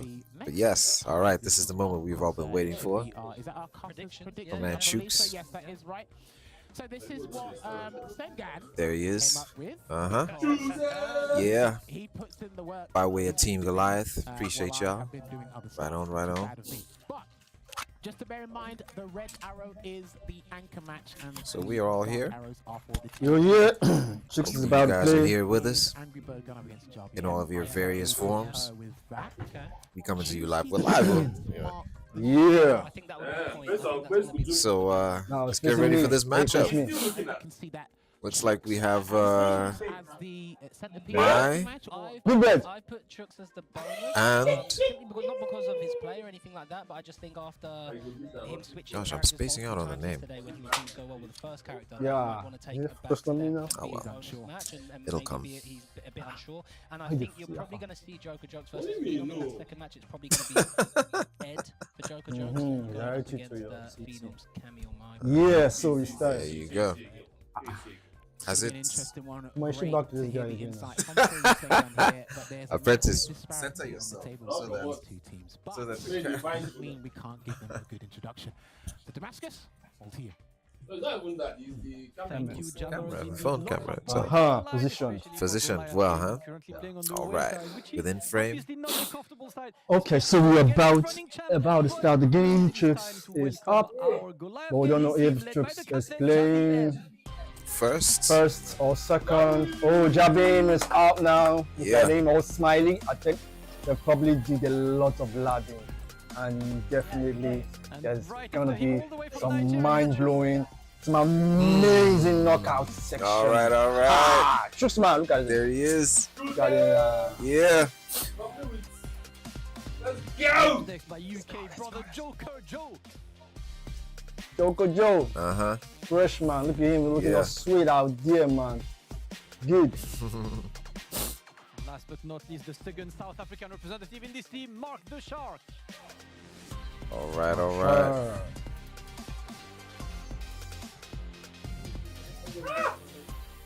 Team Goliath, JBM, I gotta claim it myself, right? I've seen you before, I've seen most of you guys before, but we've been having a lot of fun. I swear. That's Coots. You got something to say about that? Not really. No? Yesterday wasn't really a good time, in terms of points, but there was a lot of learning, first time in the league, so we kind of understanding how to structure things, you know, getting the right See? lineup and so forth, you know. But also, what I do like about the team, even though we didn't get the points, you know, but we weren't really down. I know You we're definitely like, they've labbed a what's lot next? How do because we look at the confidence change these from guys here? expressing. You know, where do It's we like go such from an here? amazing. You know, Ready for and day that's 2. Where, Yeah. so the focus is there, and that's what I like about Yeah. the team. So I think Yeah. we're gonna You're bring prepared, man. that magic You're that's been prepared. You're missing. looking And stand. all I can say is just Ha. watch out. All right, well, you can take a seat on the away side. Team Goliath Gaming, they're looking for their first point, and there wouldn't be a better way to get the first point than against the current running champion team NIP, looking to qualify once again to the SFL World Championship, led by man like Big Bird. Yo, led by Big Bird. Man, but just Of course, can't name one bird without the other. how do we, or what do you think? Let's anticipate. Angry Bird troops. Man. What do you think? I don't know, man. What to expect? I'll tell you what I would like to happen. Oh, that of course, y'all already know. And last but not least, I would like the Chooks to take that all the way. All the way. That's my preference as far as outcomes. Killers, as always. Big Bird, have a quick And most certainly, he's up to the task. We know this. You know, vibes are We've seen this. I mean, we're just So we're the best people to tell you. do every day, basically, just play our best, and whatever happens, happens. I mean, at the end of the day, since I've been in so many Street Fighter leagues, I feel like as long as you make it to the playoffs, the regular season doesn't really matter much. You could make it at 4th and still win. We've seen it happen with the Phenoms team back in 2023. You could make it 2nd and win. You could make it 1st and not win as well. So I feel like as long as you make it to the playoffs, there's no need to stress on your performance much, as long as your team is doing good. Words of wisdom, especially for the newcomers, no Goliath Gaming. Team NIP, you can go take a seat on the home side. They are the 4 killers of this tournament, of course, and we're looking forward to see who will be fielded right here to play. But as tradition ensures, it is always the away team who has to reveal the lineup first. And right now it is Goliath Gaming. So, Jammers, Sengan, what is the lineup, please? In a few moments, we are going to see Goliath expose themselves to NIP, the hunters of the leaderboard right now, and this is what it's looking like. Oh, I All don't know. right. I'm going to bring out the jammers in me and say I'm going to disagree with this lineup here, but there is a strategy behind it, and that's for Goliath Gaming to think. Mark the Shark will take the Vanguard, Joker Jokes in the middle, picking out the Ed, and CHUX back with the other teams. I'm not sure about this one. Is he on? Sengan, your thoughts quickly? I like that from JBM, putting his full confidence in CHUX, bringing up that anchor spot. Maybe there's something that we don't know when it comes to CHUX. There is something y'all don't know. But very, very... About to find out. Courageous, yeah, bold. Courageous, bold. Yeah. Also, I want to say that Appreciative, Team of course. Goliath are very entertainers on camera. The way they all walk out and they're like, looking at the camera, the looks, you know what I mean? Super photogenic. But anyway, enough of Damascus and see who Team NIP is going to send up for that first bank. Yes. Man, this is going to happen. On the Vanguard position there. You read it Mark, of right, course, man. I want to say surprise, obviously, but no captain, you know, and there, like, that's Oh, the new captain now. Amazing. The captain trusts the players. Yeah, of course, Jabi has full trust in us, and of course, we strategically place people to draw some players from their team to certain points, so hopefully things work out. All right, well, Mark the Shark will be on the Vanguard position. And the question on NIP side, who is taking on Mark? And I see Juicy Joe pulling up, and of course, as always, I need your character. We choose to play. What's going to happen? Mark? JP Classic, of course. I doubt. Ken is not a matchup, obviously, that much is there. So, Takamura, do you still have that much experience in the matchup? Yeah, I have the matchup experience kind of fresh, so I feel good. That's true. CHUX has never played Rashid before. I've not seen him play Guys, can Rashid. get ready for your match. Good luck to you. The first player match is going to be for 10 points. A first to you. Juicy Joe on the home side. Mark the Shark. On the away side, Jammers, Sengan, Ken versus JP. It's time. Thank you so much, Damascus. This is a matchup I've been studying for about 2 months because JP does very well in terms of his normals. I'm interested. JP does very well, but now Spence almost playing the JP. But let's see. The best way to describe Goliath Gaming right now is they are probably the most optimistic team, despite the statistics that show right now. And they haven't netted any points yet. But their goal It's simple, but it's not straightforward. There is a big difference between those two words. Yeah, Oh. You know exactly what it is. Like, never said it was going to be easy. They've got a mountain to climb here in Team NIP. Now, mark the Sharks' playstyle. This is why I thought they would send up Juicy Joe. Oh, now see, CHUX is actually, right in front of him. Since he has experience of, JP, he'll probably whispering one or two things in his ear, I guess. More of a counter puncher. Okay. Nah, Philip, Mark is gonna win. Wins this 9 times out of 10, unless Mark the Shark has something that I've not seen before, plays more disciplined and uses that crouching medium kick to fight back in that space where Stan Fierce is so potent from JP. He might run into a lot of heavy buttons, and this might be over quickly, Jammers. Yeah, I think there was a match Mark played yesterday, and he was struggling to get in. It was against Ken Akainu and Ken. So I imagine he's going to bump into the same roadblocks as he did earlier. Look, let's not forget, in Season 1, when we were still learning the game, Angry Bird actually illustrated to us beautifully. Drive rush into Dragon Lash, that is a massive thing, because JP's biggest weakness is drive rush into anything forward advancing that will punish counter for you. Yeah. So there's that as well. Juicy Joe has a good track record. Juicy Joe has a good track record against Shotos. He did beat Propito yesterday for a 10 point. He's going up against the Shoto here. So again, why would you agree? What's interesting about NIP now is because Big Bird has played at the back and he's won 20 points. Angry Birds played the first team, 14 lost, but because now they can be more unpredictable now I than see. before, and because of the introduction of Juicy Joe. Oh, that makes sense though. Switching, and they can all pick up points. It's going to be very difficult. And I do think Goliath Gaming's objective here, if I was them personally, is to mitigate the amount of damage they're going to take from this. That's me looking at it as a backup. Yeah, no, 100%, 100%. I know Goliath Gaming though; they are super confident and they've come here to win. So I know today they would have woken up and said, "Oh, we got Team NIP first match and we're away. Listen, boys, let's get this 40-0." You know that's how they come prepared for the match. But yeah, like you said, it's going to be Juicy Joe versus Mark the Shark. JP versus Ken. Will the discipline from Juicy Joe pay out in the counter punching, or will the heavy rush down offense of Mark the Shark prove too much for Juicy Joe? We are going to find out in just a second. Yeah, there's any time to turn up the aggro meter for Team Goliath. It is match is on. Don't throw yourselves into the fire a bit too much, no pun intended, because these guys and here we go somewhere. And like I said, it only gets evidently harder for each and every team as the days go by.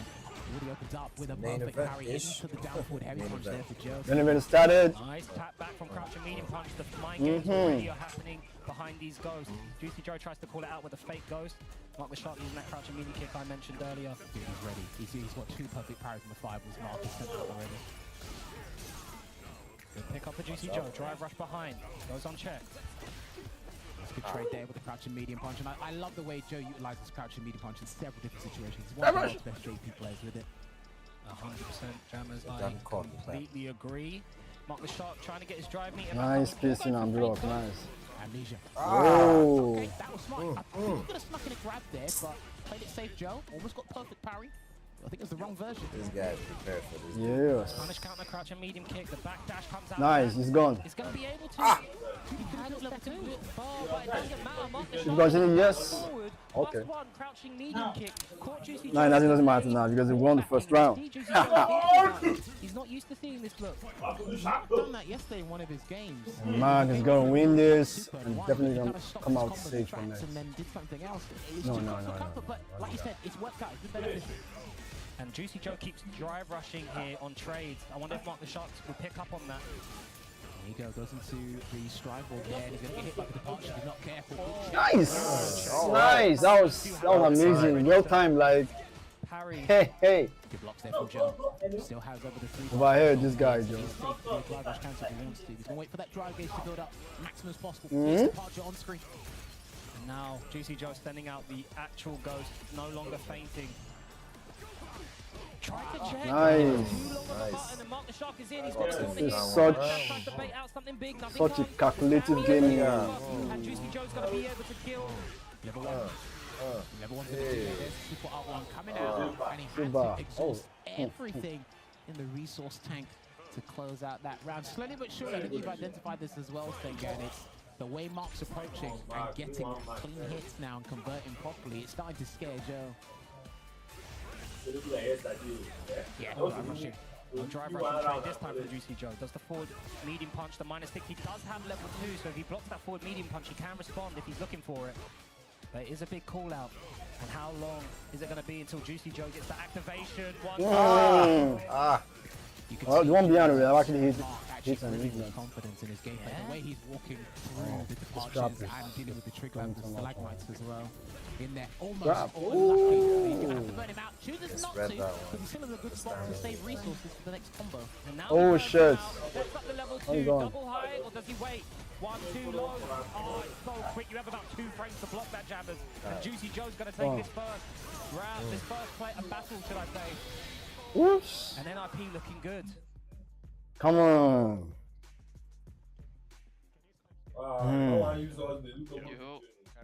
You don't use enough general. I can't hear you guys. Can you hear me now? CHUX with a little bit of you didn't use general advice, enough. Remember, you're tidbits. fighting JP, you can't punish it. It's a bit slow. Out of the range, it's like More general. Yeah, you didn't do a single general. Fair, it's fair, JP, you can't punish you it. can't do anything with it. Yeah. Okay. And also, don't let, because you As a were CHUX trying to do Yeah, that's it. So I think this round is ours now. drive rush into step. Don't let that stop you from Some signal is at the break. still do it. The matchup wasn't too bad. Yeah, he played well. You just he didn't check play your usual game. Yeah. He traded with a couple, but yeah, that's good data for you. Okay. Sound. Let's go, Mark. Come on! Of course, you do have to be careful with the Jinra if you use the light extension. If you're just out of range, JP does get the full stand heavy punch because his turn box retracts back. Meanwhile. Can tap back with stand heavy punch when he can't, so he might choose parry. But he's a JP player himself. He's giving Mark. Okay, it's going now. And let's see. Probably has gotten enough of data to go about this match effortlessly and coming up in amazing. Yes. Mark, don't do that, man. Exact same sequence. Oh man, Joe's brilliant. Love Joe. He's going to get an overhead conversion. And he actually waited though. Thank you for that grab. Because I did. Not coming out. What a smart bait from Juicy Joe. The pressure, he knew. Smelled that DP was coming from a mile away. Ah, no.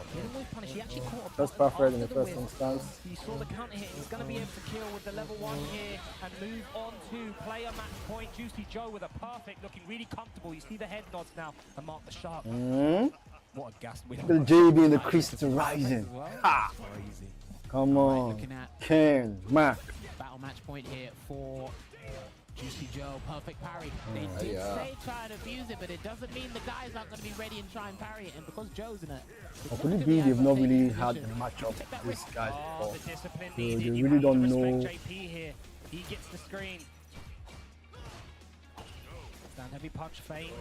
Drive rush in, caught him unawares into the OD. He's going to he's gone. No. No.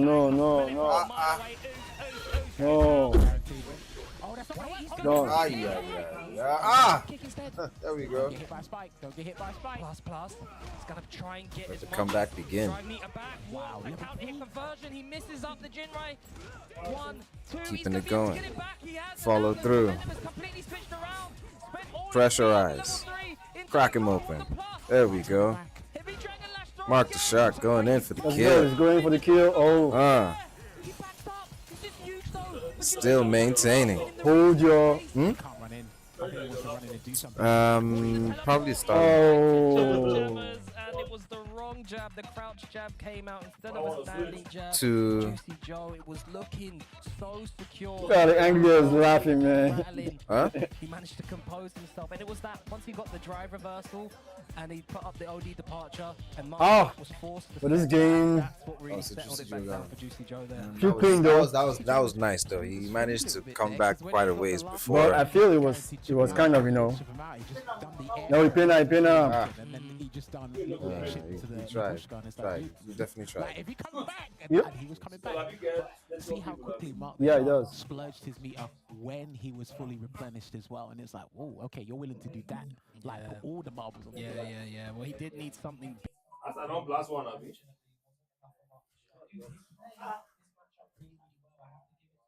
And unfortunately, She was actually wasn't enough afraid. for Mark the Shark, who did play this matchup really, really well. I have to give it to him. No, he did for the side. Double overhead. He will just put him inside it. Him in that first battle, and Juicy Joe was able to overtake and take it Have you out. seen And it? you saw here the adjustments. Mark the Shark started off doing pretty well, but the overhead here is nasty. Unscaled as well, by the way. Unscaled, You've been talking about this for months now. But yeah, I think a couple of Shoryukens for me. I'm not sure if it's out of desperation or try and break Joe's. I think Mark needs more drill. When I saw it, I think it was based. Juicy Joe earned those baits, right? He was pressurizing him so well in that corner that the DP was going to come out, and he called it out right both times. Drive rush, nothing. After he's just drive rush overheaded. So it was super smart play from one of the best JPs in the world in Juicy Joe. Fantastic stuff there for Juicy Joe, the new addition to Ninjas in Pajamas. But that Ever closer to match number 3 is done. Now we must go to match number 2 and find out who. Oh, Joe.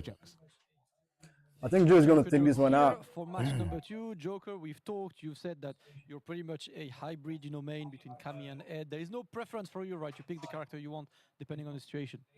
Correct. That's literally it. And then also additionally, it's like there's not too much There's data. more Well, data. first, They don't really have enough I data, use so, Ed very different to how I you use know, Cam. experiential data so to again, play just these throw niggas. them off the sort of balance. I was I actually believe the stage anticipating fights. Juicy Joe, where I could have switched to Cammy, but yeah, that's just a little insight as to why right now The stage starting lineup fights. is Ed. All right, I like that. No! Question of course on AP's side. He's taking on Joker Jokes' Ed. That's not it. It is That's not it. Jumping on the captain. You went Phenom. to stream. I need character and control scheme. I'm gonna play Cammy. Cammy Classic against Ed. That's the play that for the matchup that you play Cammy this time. Yeah, I think. Yeah, it's a more experience compared to my. Yeah, I don't know which is actually a better pick, but I'm gonna just go with what we have more experience. Comfort is more important sometimes, guys.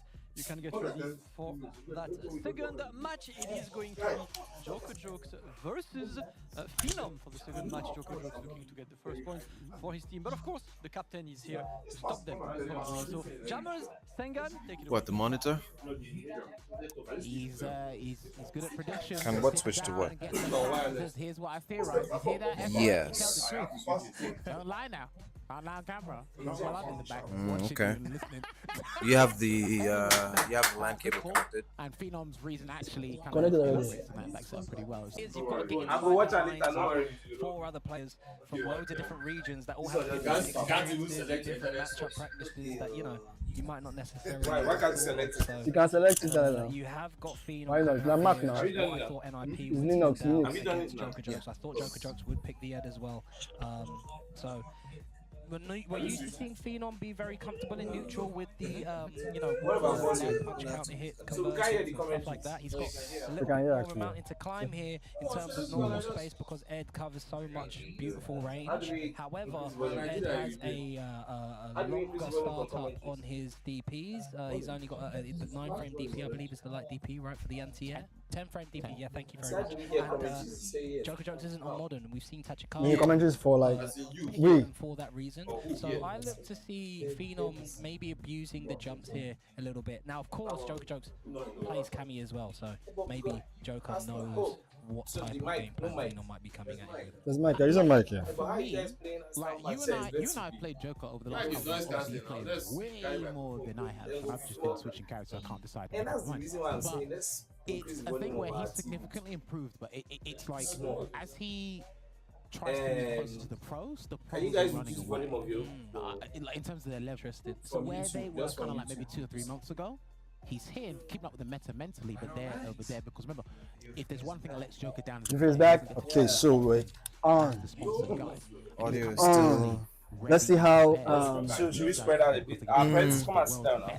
Yeah, especially the camera likes you, so I'm gonna sit in the middle.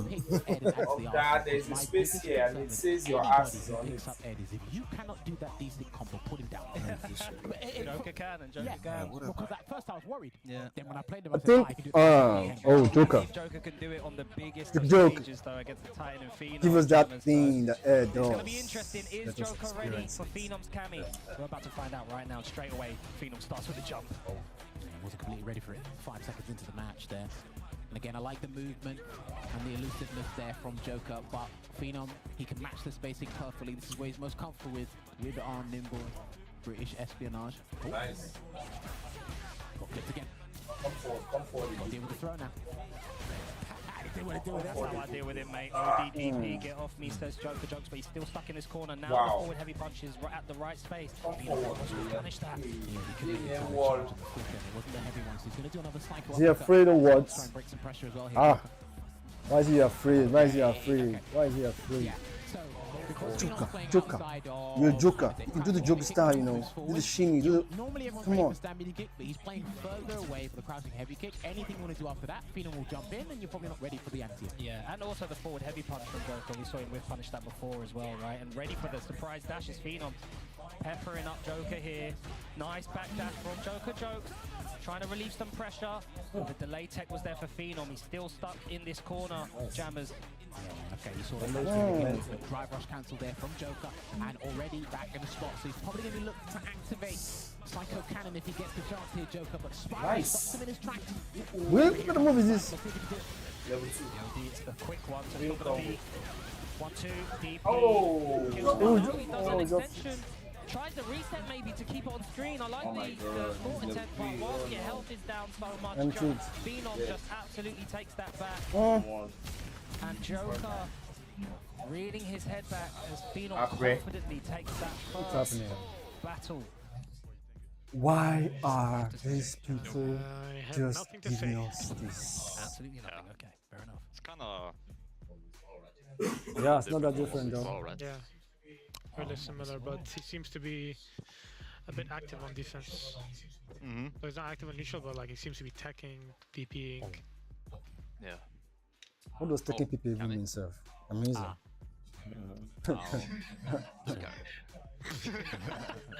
No, it's Cammy, you know, it's I remember from last year.